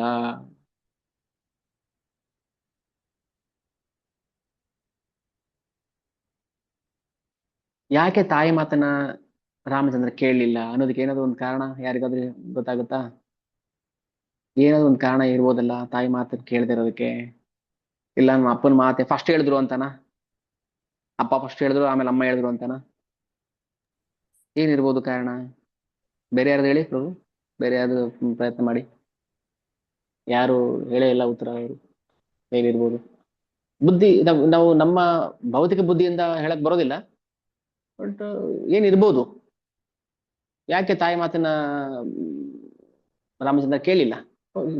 ಪರಿಪರಿಯಾಗಿ ಬೇಡ್ಕೋತಾಳಲ್ಲ, ನೀನ್ ಇಲ್ದೆ ನಾನು ಸತ್ತ ಹೋಗ್ತೀನಿ, ನೀನ್ ಇಲ್ದೆ ನಾನು ಉಸಿರಾಡಕ್ಕಾಗಲ್ಲ, ನಿಂದನೆ ಮಾಡ್ತಾರೆ, ತಂಗ್ ಮಾಡ್ತಾರೆ, ಇಷ್ಟೆಲ್ಲ ಇದ್ರು ಕೂಡ ಯಾಕೆ ಕರೀಲಿಲ್ಲ ರಾಮಚಂದ್ರ? ಹರಕೃಷ್ಣ ಪ್ರಭು. ದಶರಥ ಮಹಾರಾಜರು ರಾಜರ ಅಲ್ವಾ ಪ್ರಭು, ರಾಜರು ಅಲ್ವಾ, ಅವ್ರ ಮಾತು ಕೇಳ್ಬೇಕಲ್ವಾ? ದಶರಥ ರಾಜರು. ಓಕೆ. ಅವ್ರ ಮಾತು ತಾಯಿ ತಂದೆ ಮಾತು. ತಾಯಿ ದೊಡ್ಡವರ, ರಾಜ ದೊಡ್ಡವರು? ರಾಜನ ಮಾತು ಪಾಲನೆ ಮಾಡ್ಬೇಕಲ್ಲ ಪ್ರಭು. ರಾಜನ ಮಾತು ಯಾರೆಲ್ಲ ಪಾಲನೆ ಮಾಡ್ಬೇಕು? ಎಲ್ರುನು. ಪ್ರಜೆಗಳು ಪಾಲನೆ ಮಾಡ್ಬೇಕು. ಕೌಸಲ್ಯ ಯಾಕೆ ಪಾಲನೆ ಮಾಡ್ಬೇಕು ರಾಜನ ಮಾತು? ಅವರು ಪ್ರಜೆ ತರನೇ ಆದ್ರಲ್ಲ ಪ್ರಭು. Very good. ಅದಕ್ಕೆ ಹೇಳೋದು ಸ್ವಲ್ಪ ನಾವು ಅರ್ಥವನ್ನ ಗಮನಿಸ್ಬೇಕು. ಈಗ ರಾಜನ ಶಕ್ತಿ ಏನಾಯ್ತು? ರಾಜ ಅಂದ್ರೆ ಯಾರು? ನರಾಣಾಂ ನರಾಧಿಪಃ, ಮನುಷ್ಯರಲ್ಲಿ ನಾನು ರಾಜನಾಗಿದ್ದೇನೆ. ಅಪ್ಪ ಆಗಿರ್ಲಿ, ರಾಜ ಆಗಿರ್ಲಿ, ಈಗ ಅಪ್ಪನೇ ಆದ್ರೆ ಆಜ್ಞೆ ಮಾಡಿದ್ದು ರಾಜನಾಗಿ. ಸೊ ರಾಜನಿಗೆ ಹೆಂಡತಿನೂ ಒಂದೇ, ಮಗನೂ ಒಂದೇ, ನಾಯಿನೂ ಒಂದೇ, ಹಸುನು ಒಂದೇ, ಕತ್ತೆನೂ ಒಂದೇ. ನನ್ನ ಹೆಂಡತಿ ಅಂತ ಹೆಗಲ ಮೇಲೆ ಕೈ ಹಾಕೊಂಡು ನೋಡೋದಲ್ಲ. ನನ್ನ ನಾಯಿ, ನನ್ನ ಕತ್ತೆ, ನನ್ನ ಕುದುರೆ, ನನ್ನ ರಾಜ್ಯದಲ್ಲಿರೋ ಪ್ರತಿಯೊಂದು ಕೂಡ ನನ್ನದು. ಅಷ್ಟೇ ಅಲ್ಲ, ಸಮುದ್ರದಲ್ಲಿರೋ ಒಂದು ಮೀನು ಕೂಡ ಫಸ್ಟ್ ಮೀನಿನ ಆಸೆಯನ್ನು ಈಡೇರಿಸಬೇಕು. ಕಾಡಲ್ಲಿರೋ ಒಂದು ಮರದ ಆಸೆನ ಈಡೇರಿಸ್ಬೇಕು, ಆಮೇಲೆ ಹೆಂಡತಿ. ಅದೇ ನಾವ್ ಮಾಡ್ತಾ ಇರೋದು, ಮೊದಲು ಹೆಂಡತಿ ಆಮೇಲೆ ಉಳಿದವರು. ಇದೇ ನಾವ್ ಮಾಡ್ತಾ ಇರೋ ಕೆಟ್ಟ ಧರ್ಮ. ಎಲ್ಲ ಅರ್ಥ ಆಗುತ್ತೆ ನಮ್ಗೆ ಇದೆಲ್ಲ? ರಾಮಚಂದ್ರ ಧರ್ಮ ಗೊತ್ತಿಲ್ಲದೆ ಹೋದ್ನಾ? ತಾಯಿನ ತಿರಸ್ಕಾರ ಮಾಡಿ ಹೋದ್ನಾ? ನಿನಗೆ ಆಜ್ಞೆ ಮಾಡೋ ಅಧಿಕಾರ ಇಲ್ಲ ಅಮ್ಮ. ಯಾಕಂದ್ರೆ ನೀನು ನಾನು ಅಪ್ಪನ ದೃಷ್ಟಿಯಲ್ಲಿ ಒಂದೇ. ನಾನು ಪ್ರಜೆ, ನೀನು ಪ್ರಜೆ. ಮಗ ಆಮೇಲೆ. ನಾನು ಹುಟ್ಟಕ್ ಮುಂಚೆ ಅಪ್ಪ ರಾಜ, ಆಮೇಲೆ ನಾನು ಹುಟ್ಟಿದ್ದು, ಆಮೇಲೆ ನನಗೆ ಅಪ್ಪ ಆಗಿದ್ದವರು. ಮೊದಲು ರಾಜನ ಮಾತು ಕೇಳಬೇಕು. ಇದೆಲ್ಲ ಧರ್ಮದ ಸೂಕ್ಷ್ಮತೆ. ನಮ್ಗದ್ದು ಅಷ್ಟು ಸುಲಭ ಹೊಳೆಯೋದಿಲ್ಲ. ಯಾಕೆ ಕಲಿಯುಗದಲ್ಲಿ ಧರ್ಮಾಚರಣೆ ಮಾಡಕ್ ಆಗೋದಿಲ್ಲ ಹೇಳಿ? ಬುದ್ಧಿ ಇಲ್ಲ ನಮಗೆ. ಯೋಚನೆ ಮಾಡ್ಬೇಕು. ಅದಕ್ಕೆ ಹೇಳೋದು, ಎಲ್ರಿಗೂ ಯಾಕೆ ಅವಕಾಶ? ಯಾರೋ 3-4 ಜನ ಉತ್ತರ ಹೇಳೋದಲ್ಲ, ಎಲ್ರು ಯೋಚನೆ ಮಾಡ್ಬೇಕು. ಏನಿರ್ಬೋದು ಕತೆ ಎಲ್ಲ ಬೇಕಾಗಿರೋದು ನಮಗೆ. ಕತೆ ಎಲ್ರಿಗೂ ಗೊತ್ತು, ರಾಮಾಯಣ ನೋಡಿದೀವಿ ನಾವು ಎಲ್ರು. ಯಾಕಿರ್ಬೋದು?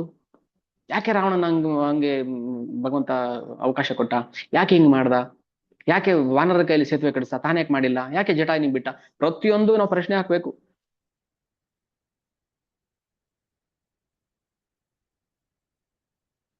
ಪ್ರತಿಯೊಂದನ್ನು ನಾವು ಪ್ರಶ್ನೆ ಮಾಡ್ಬೇಕು. ಈಗ ಲಕ್ಷ್ಮಣನ ಕೈಲಿ ಅಂತ್ಯಕ್ರಿಯೆ ಮಾಡಿಸ್ತಾನೆ ಜಟಾಯುಗೆ. ಸುಮ್ಮನೆ ನೋಡಿ, ಉದಾಹರಣೆಗೆ ಲಕ್ಷ್ಮಣನ ಕೈಲಿ ಜಟಾಯುಗೆ ಅಂತ್ಯ ಸಂಸ್ಕಾರ ಮಾಡಿಸ್ತಾನೆ. ಓಕೆನಾ?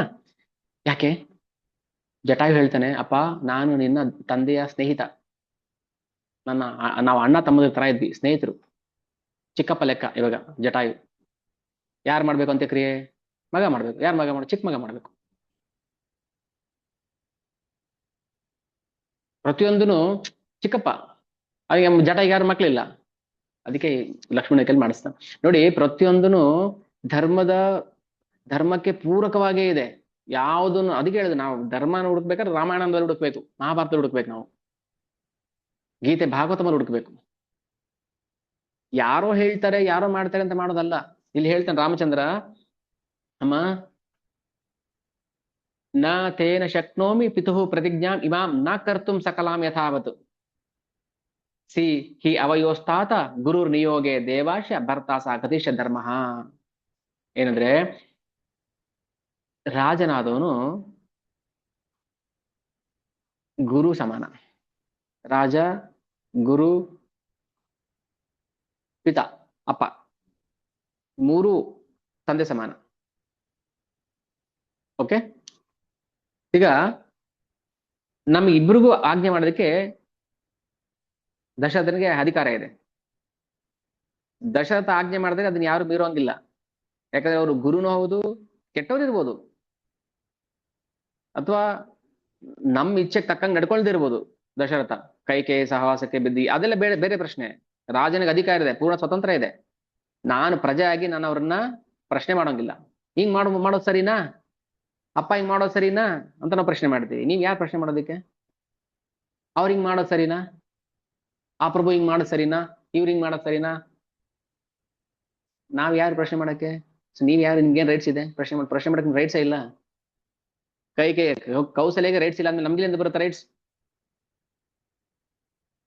ಅದಕ್ಕೆ ಹೇಳುದು, ಗುರು, ಪಿತಾ, ರಾಜ ಹೇಳಿದ್ದನ್ನ ಸುಮ್ಮನೆ ಪಾಲನೆ ಮಾಡ್ಬೇಕಷ್ಟೇ. ಯಾಕೆ, ಏನು, ಹಂಗ್ ಮಾಡ್ಬೋದಾ, ಹಿಂಗ್ ಮಾಡ್ಬೋದಾ ನಾವು ಪ್ರಶ್ನೆ ಮಾಡೋಂಗಿಲ್ಲ. ಎಲ್ಲಿ ಯಾವಾಗ ನಾವು ಪ್ರಶ್ನೆ ಮಾಡ್ತೀವಿ, ನಾವಲ್ಲಿ ನಮ್ಮ ಅಧಿಕಾರ ಕಳ್ಕೊಂಡ್ಬಿಡ್ತೀವಿ, ಸಂಬಂಧ ಕಳ್ಕೊಂಡ್ಬಿಡ್ತೀವಿ. ಅಲ್ಲಿ ಗುರು ಶಿಷ್ಯ ಸಂಬಂಧ ಇರೋದಿಲ್ಲ, ಅಪ್ಪ ಮಗ ಸಂಬಂಧ ಇರೋದಿಲ್ಲ, ಮತ್ತೆ ರಾಜ ಪ್ರಜೆ ಸಂಬಂಧ ಇರೋದಿಲ್ಲ. ಅದಕ್ಕೆ ಫಸ್ಟ್ ಸಂಬಂಧ ಮುಖ್ಯ. ಇದೆಲ್ಲ ಸೂಕ್ಷ್ಮತೆ, ಧರ್ಮದ ಸೂಕ್ಷ್ಮತೆ. ಹೇಳ್ತೇನೆ ನೋಡಿ ರಾಮಚಂದ್ರ, ತಸ್ಮಿನ್ ಪುನರ್ಜೀವತಿ ಧರ್ಮರಾಜೆ ವಿಶೇಷತ್ವ ಸ್ವೇ ಪತಿವರ್ತಮಾನೆ ದೇವಿ ಮಯಾ ಸಾರ್ಧಮಿತೋ ಅಭಿಗಚ್ಚೇತ ಕಥಂ ಸಿಧನ್ಯ ವಿದದೇವ ನಾರಿ. ಇನ್ನೊಂದು ಹೇಳ್ತಾರೆ,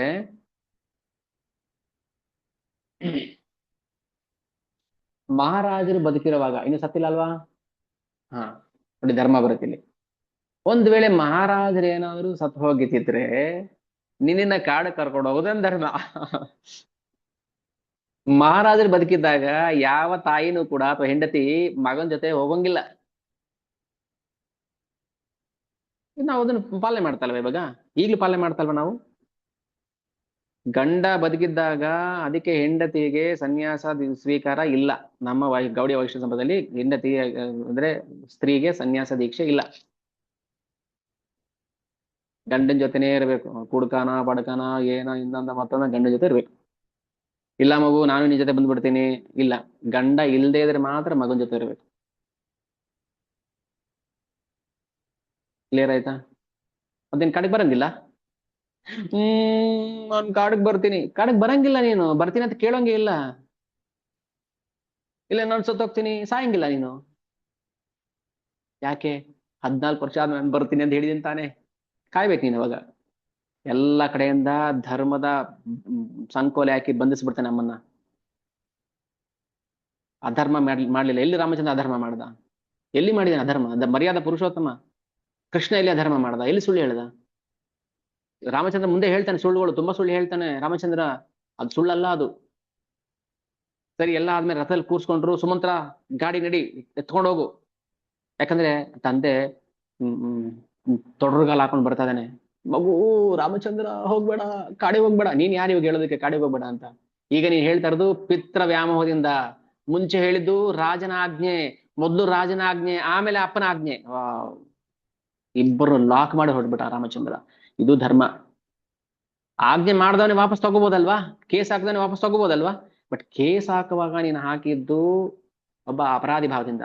ಇವಾಗ ನಿನ್ ಕೇಸ್ ವಾಪಸ್ ತಗೋತಾ ಇರೋದು ಅಪ್ಪನಾಗಿ. ನಾನ್ ತಗೊಳ್ಳೋದಿಲ್ಲ. ಮಗು ಹೋಗ್ಬೇಡ, ಕಾಡಿಗೆ ಹೋಗ್ಬೇಡ. ಸುಮಂತ್ರ ಹಿಂದೆ ತಿರುಗಿ ನೋಡ್ಬೇಡ. ರಾಮಚಂದ್ರ ರಾಜಾಜ್ಞೆ. ಸುಮಂತ್ರ ಗಾಡಿ ನಿಲ್ಸು. ಈಗ ಅವ್ನು ರಾಜ ಅಲ್ಲ. ಯಾಕಂದ್ರೆ ರಾಜನಾಗಿ ಮಾಡ್ಬೇಕು ಅಂತ ತನ್ನ ಅಧಿಕಾರವನ್ನು ಕಳ್ಕೊಂಡಿದ್ದಾನೆ. ಈಗ ನಾನು ಹೇಳ್ದಂಗೆ ಕೇಳ್ಬೇಕು ನೀನು. ನೀನ್ ಗಾಡಿಯನ್ನ ಬಿಟ್ಟು ನನ್ನನ್ನ ಡ್ರಾಪ್ ಮಾಡಿ ವಾಪಸ್ ಹೋದಾಗ ರಾಜ ಕೇಳಬಹುದು, ಸುಮಂತ್ರ ಯಾಕೆ ನಾನು ಹೇಳಿದ್ರು ಗಾಡಿ ನಿಲ್ಲಿಸ್ತಿಲ್ಲ? ನೀನ್ ಹೇಳು ಸುಳ್ಳು. ಅವಾಗ ನಾನು ಕೇಳಿಸ್ಕೊಳ್ಳಿಲ್ಲ ಮಹಾರಾಜರೇ, ಆ ಶಬ್ದದಲ್ಲಿ ನಿಮ್ಮ ವಾಯ್ಸ್ ಕೇಳಿಸಿಲ್ಲ ನನಗೆ, ಗಾಡಿ ನಿಲ್ಸಕ್ ಆಗಿಲ್ಲ ಅಂತ ಹೇಳ್ಬಿಡು. ಇದೆಲ್ಲ ರಾಮಚಂದ್ರ ಹೇಳ್ಕೊಡುವಂತ ಮಾತುಗಳು ಎಲ್ಲ ಇದೆ ರಾಮಾಯಣದಲ್ಲಿ. ಸುಳ್ಳು ಹೇಳ್ಬೇಕಾಗುತ್ತೆ. ಯಾವಾಗ? ಧರ್ಮವನ್ನ ಪಾಲನೆ ಮಾಡಕ್ಕೋಸ್ಕರ ಸುಳ್ಳು ಹೇಳ್ಬೇಕಾಗುತ್ತೆ. ಅಪ್ಪಟ ಸತ್ಯ ಹೇಳ್ಕೊಂಡು ನಾನು ಸತ್ಯರ್ಷಿಂದ ತುಂಡು ಅಂತ ಹೇಳ್ಕೊಂಡು ಓಡಾಡಬಾರ್ದು. ಧರ್ಮ ಉಳ್ಸಕ್ಕೋಸ್ಕರ ಸುಳ್ಳು ಹೇಳ್ಬೇಕಾಗುತ್ತೆ. ಭಕ್ತಿ ಪ್ರಚಾರ ಮಾಡ್ಬೇಕಾದ್ರೆ ಕೆಲವು ಟೈಮ್ ಸುಳ್ಳು ಹೇಳ್ಬೇಕಾಗುತ್ತೆ. ಆದ್ರೆ ಧರ್ಮ ಅವಿರುದ್ಧ ಭೂತೇಶು ಕಾಮ, ನಮ್ಗೆ ಗೊತ್ತಿಲ್ಲ ಏನೂನು. ನಮ್ಮ ದಡ್ಡತನದಿಂದ ನಾವು ಪ್ರಶ್ನೆ ಮಾಡ್ತೀವಿ. ನಾವು ದಡ್ಡರಂತ ಗೊತ್ತಿಲ್ಲ. ಅದ್ ಸರಿನಾ? ಅವ್ರು ಮಾಡಿಲ್ವಾ? ಕೈಕೇನೆ ಹೇಳ್ತಾಳಲ್ಲ, ಸಾಗರನ ಮಗ ಅಸಮಂಜಸನ್ನ ಸಾಗರ ಕಾಡಿ ಕಳಿಸ್ಲಿಲ್ವಾ? ಅವ್ನು ದುಷ್ಟನಾಗಿದ್ದ ಕಳಿಸ್ದ. ಹಾಗೆ ನೀನ್ ಕಳಿಸಿ ನಿನ್ ಮಗನ ರಾಮಚಂದ್ರನ ಕಾಡಿಗೆ ಅಂತ ಹೇಳ್ತಾಳೆ ಕೈಕೆ. ನ್ಯಾಯನ ಅದು? ಧರ್ಮನ ಅದು? ಇಲ್ಲ. ಸರಿ, ಎಲ್ಲ ಸರಿಯಾಗಿ ಆ ತಾಯಿಗೆ ಉಪದೇಶ ಮಾಡಿದಾಯ್ತು. ದೇವಿ ಮಯಾ ಸಾರ್ಧಮಿತೋ ಅಭಿಗಚ್ಚೇತ ಕಥಂ ಸಿಧನ್ಯ ವಿಧವೇವ ನಾರಿ. ವಿಧವೆ ಆಗಿದ್ರೆ ಒಂದ್ ವೇಳೆ ಕರ್ಕೊಂಡು ಹೋಗ್ಬೇಕಿತ್ತು.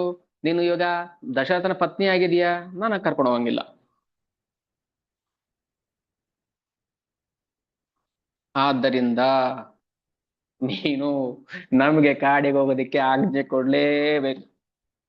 ಮತ್ತೆ ನಮ್ಮ ಒಳ್ಳೇದಕ್ಕೋಸ್ಕರ ನೀನು ಪ್ರಾರ್ಥನೆ ಮಾಡ್ಲೇಬೇಕು. ಮಾಡ್ತೀಯ, ಒಳ್ಳೇದಕ್ಕೋಸ್ಕರ ಪ್ರಾರ್ಥನೆ ಮಾಡ್ತೀಯ, ಎಲ್ರು ಮಾಡ್ತಾರೆ. ಆದ್ರೆ ಆಜ್ಞೆ ಕೊಡ್ಲೇಬೇಕಮ್ಮ.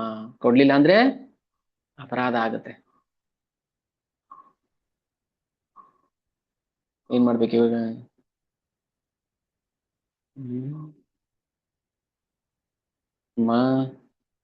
ನಾನು ಈ ತುಚ್ಛ ರಾಜ್ಯವನ್ನ ಪಡೆಯೋಕ್ಕೋಸ್ಕರ ನಾನು ಇಲ್ಲಿ ಉಳ್ಕೊಂಡ್ರೆ ನನ್ನ ರಾಮಚಂದ್ರ ಅಂತ ಪೂಜೆ ಮಾಡ್ತಾರ?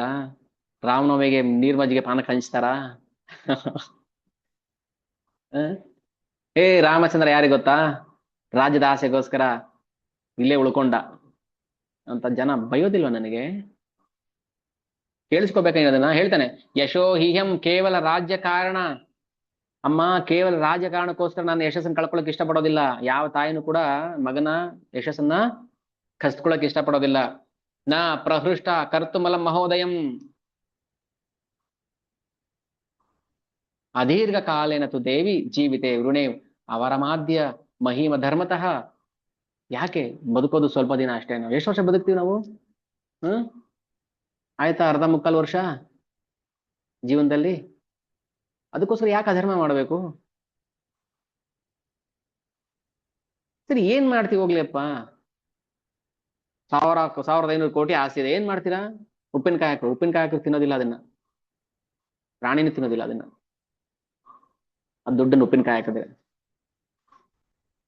ಒಳ್ಳೆ ಅವಕಾಶ ಕೊಟ್ಟಿದ್ದಾನೆ ಭಗವಂತ ಧರ್ಮ ಮಾಡಕ್ಕೆ. ಹೇಳ್ತಾನೆ, ರಾಮಾಯಣದಲ್ಲಿ ಬಂತಲ್ಲ ಮಾತು, ನಮ್ಮ ಸಂಪಾದನೆಯಲ್ಲಿ ಅರ್ಧ ಭಾಗವನ್ನ ಎತ್ತಿಟ್ಬಿಡ್ಬೇಕು 50%. ಇನ್ನು ಉಳಿದ 50 ಭಾಗದಲ್ಲಿ 4 ಭಾಗ ಮಾಡ್ಕೊಂಡು ಅದ್ರ ಒಂದೊಂದು ಭಾಗವನ್ನು ಹೆಂಗೆ ಖರ್ಚು ಮಾಡ್ಬೇಕು ಅಂತ, ಅದು ಧರ್ಮ. ಅದಷ್ಟೇ ನಮ್ ಹಿಂದೆ ಬರೋದು, ಇನ್ನೇನು ಬರೋದಿಲ್ಲ ನಮ್ಮ ಹಿಂದೆ. ಅದಕ್ಕೋಸ್ಕರ ಯಶೋ ಈ ಹಯಂ ಕೇವಲ ರಾಜ್ಯ ಕಾರಣ ನಾ ಪುರುಷತಾ ಕರ್ತುಮಲ್ಲ, ನನ್ಗೆ ಬೇಕಾಗಿಲ್ಲಮ್ಮ ಅದು.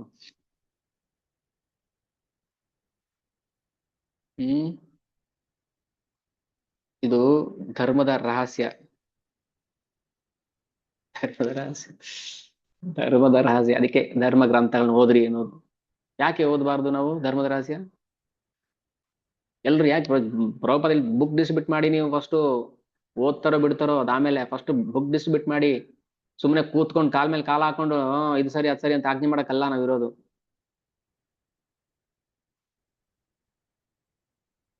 ಯಾರು ಬೇಕು ಮಾಡ್ಬೋದು, ಒಬ್ಬ ಹೆಡ್ಡ ರಾಜಕೀಯ ವ್ಯಕ್ತಿಯನ್ನು ಮಾಡ್ಬೋದು, ಅದು ಮಾಡ್ರಿ. ಸ್ಟಿಲ್ ಬ್ರಿಡ್ಜ್ ಮಾಡ್ಬಿಡ್ರಿ, ಎತ್ತಿನೊಳಗೆ ತಿರ್ಸ್ಬಿಡಿ. ನೀನ್ ಯಾರ ಹೇಳೋದಕ್ಕೆ ಎತ್ತಿನೊಳಗೆ ತಿರ್ಸೋದಿಕ್ಕೆ? ಆಜ್ಞೆ ನಿನ್ ಗೊತ್ತಾ ಧರ್ಮ ಏನು ಅಂತ? ಮರನ ಕಟ್ ಮಾಡ ಎಷ್ಟು ಸಾವಿರಾರು ಲಕ್ಷಾಂತರ ಹೆಕ್ಟೇರ್ ಮರಗಳು ಹೋಗುತ್ತೆ, ನಿಮ್ಮ ಅಪ್ಪಂದ ಮರಗಳು. ಯಾರು ಹೇಳಿದ್ ನಿಮ್ಗೆ ತಿರ್ಸೋದಿಕ್ಕೆ? ಯಾವ ಭಾಷೆಯಲ್ಲಿ ಬೈಬೇಕು ನಿಮಗೆಲ್ಲ? ಇಷ್ಟ ಬಂದು ತಿರ್ಸ್ತೀರಾ ನೀವು? ಅದಕ್ಕೆ ಹೇಳಿ, ಯಾಕೆ ಕಲ್ಕಿ ಬರ್ತಾನೆ ಕೊಚ್ಚಿ ಬಿಸಾಕ್ತಾನೆ ಅಂತ ಹೇಳೋದು? ಈಗ ದುಷ್ಟ ಕ್ಷತ್ರಿಯರ ತಲೆಗಳನ್ನ ಕೊಚ್ಚಾಡ್ಬಿಡ್ತಾನೆ ಭಗವಂತ ಬಂದು, ಇಷ್ಟ ಬಂದಂಗೆ ಮಾಡ್ಕೊಂಡಿದ್ರೆ.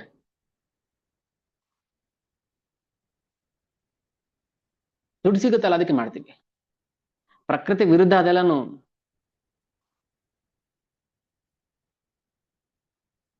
ಅದೇ ಲಾಭ ಇದೆ, ₹1 ಲಾಭ ಇದೆ, ಬಟ್ ಲಾಸ್ ಎಷ್ಟಿದೆ? ₹1000 ಲಾಸ್ ಇದೆ.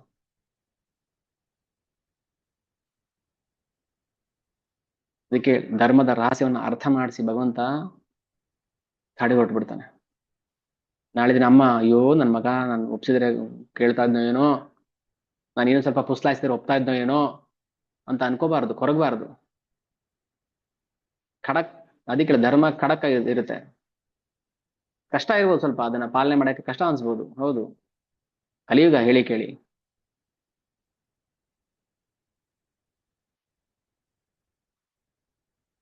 ಧರ್ಮ ಏವ ಹತೋ ಹಂತಿ ಧರ್ಮೋ ರಕ್ಷಿತ.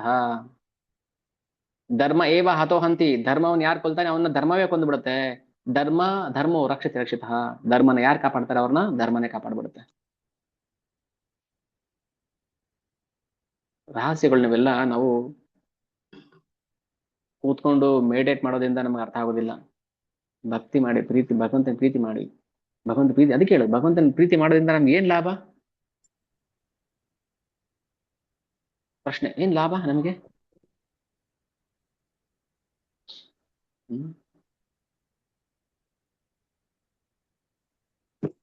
ಇಷ್ಟೆಲ್ಲ ಆದ್ಮೇಲೆ ಪಟ್ಟಾಭಿಷೇಕಕ್ಕೆ ಏನು ರೆಡಿ ಮಾಡೋದ್ ಬೇಡ, ಇದೆಲ್ಲ ವಾಪಸ್ ತಗೊಂಡೋಗ್ಬಿಡಿ.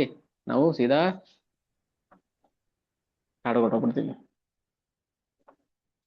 ಅದಕ್ಕೆ ತಾತ್ವಿಕ ಬುದ್ಧಿ ಇರಬೇಕು.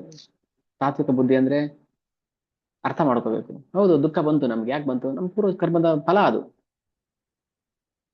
ದೇವ್ರು ಕಣ್ಣಿಲ್ವಾ? ಯಾಕೆ ಕಣ್ಣಿಲ್ಲ? ದೇವ್ರಿಗೆ ಎಲ್ಲ ಕಡೆ ಕಂಡಿದೆ. ಮತ್ತೆ ನಾನು ನೋಡ್ತಲ್ಲ, ಯಾಕೆ ನೋಡ್ತಲ್ಲ?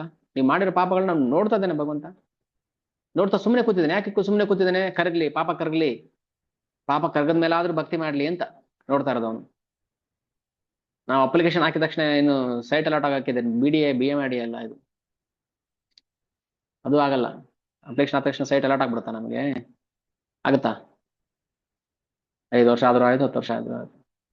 ಅದೇ ದೇವ್ರಿಗೆ ಅಪ್ಲಿಕೇಶನ್ ಹಾಕಿದ ತಕ್ಷಣ ಕಂಡುಬಿಟ್ಬಿಡ್ಬೇಕು ನಮ್ಗೆ. ಸಂಕ್ರಾಂತಿ ಲೆಕ್ಕ. ಹೋದ್ ಸಂಕ್ರಾಂತಿಲಿ ಅಪ್ಲಿಕೇಶನ್ ಹಾಕಿದ್ರೆ ಈ ಸಂಕ್ರಾಂತಿ ಮಗು ಆಗ್ಬಿಡ್ಬೇಕು. ಇದು ನಮ್ಮ ದುಷ್ಟತನ. ಅದಕ್ಕೆ ಹೇಳೋದು, ಯಾಕೆ ನಾನು ದೇವ್ರ ಹತ್ರ ಹೋಗಿ ಅದಬೇಕು ಇದ್ಬೇಕು ಅಂತ ಕೇಳಿದವ್ರಿಗೆ ಹಿಗ್ಗ ಮುಗ್ಗ ಬೈಯೋದು ಅಂದ್ರೆ ಇದಕ್ಕೆ. ನಿಮ್ ಯೋಗ್ಯತೆಗೆ ಭಗವಂತ ನಾಮ ಜಪ ಮಾಡ್ರಿ, ಭಗವಂತ ಸೇವೆ ಮಾಡ್ರಿ ಆಗಲ್ಲ. ಅಲ್ಲಿ ಹೋಗ್ಬಿಟ್ಟು ನನಗೆ ಅದು ಬೇಕು ಇದು ಬೇಕು ಅಂತೇಳಿ ಮತ್ತೆ ಏನ್ ಭಗವಂತ ಏನ್ BDA ಕಮಿಷನರ? ಅಪ್ಲಿಕೇಶನ್ ಹಾಕಿದ ತಕ್ಷಣ ಸೈಟ್ ಅಲಾಟ್ ಮಾಡೋದಕ್ಕೆ? ನಾವು ಧರ್ಮನೇ ಬಿಟ್ಬಿಟ್ಟಿದೀವಿ, ಎಲ್ಲ ಬಿಟ್ಟು ಕೂತಿದೀವಿ ನಾವು, ಅದ್ರ ಅಪ್ಲಿಕೇಶನ್ ಹಾಕ್ತಿದೀವಿ. ಅಪ್ಲಿಕೇಶನ್ ಏನ್ ಹಾಕ್ಬೇಕು? ಹೇಗೆ ರುದ್ರದೇವರು ಪ್ರಾರ್ಥನೆ ಮಾಡ್ತಾರೆ, ಗಜೇಂದ್ರ ಪ್ರಾರ್ಥನೆ ಮಾಡ್ತಾರೆ, ಕುಂತಿಮಾನಿ ಪ್ರಾರ್ಥನೆ ಮಾಡ್ತಾರೆ. ಅಪ್ಪ ನಾನೊಬ್ಬ ಮೂಢ ಅಜ್ಞಾನಿ, ತಿಳುವಳಿಕೆ ಇಲ್ಲ ನಾನು, ನೀಚ. ನನಗೆ ನಿನ್ನ ಭಕ್ತಿ ಭಾಗ್ಯವನ್ನು ಕೊಡು, ನಿನ್ನ ಭಕ್ತಿ ಸೇವೆ ಮಾಡಕ್ಕೆ ಅವಕಾಶ ಮಾಡಿಕೊಡು ಅಂತ ಕೇಳಬೇಕು. ಇದು ಅಪ್ಲಿಕೇಶನ್. ಓಡೋಗ್ಬಿಡೋದು ದೇವ್ರ ಹತ್ರ, ಅದು ಕೇಳೋದು. ರಾಮಾಯಣ ಓದಿ ಫಸ್ಟ್.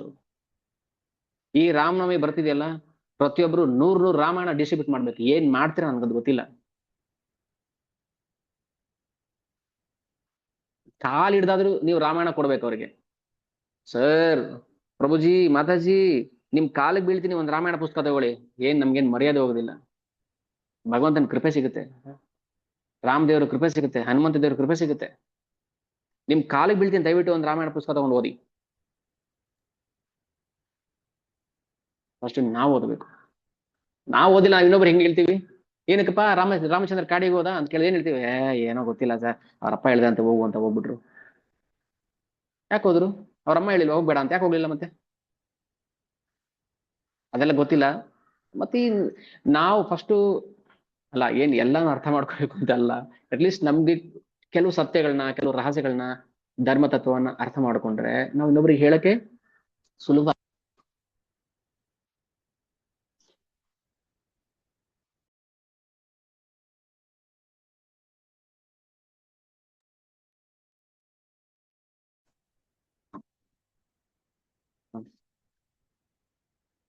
ಇದಾಯ್ತು. ಲಕ್ಷ್ಮಣ ಕೋಪದಲ್ಲಿ ಮಾತಾಡ್ತಾನೆ, ತಾಯಿ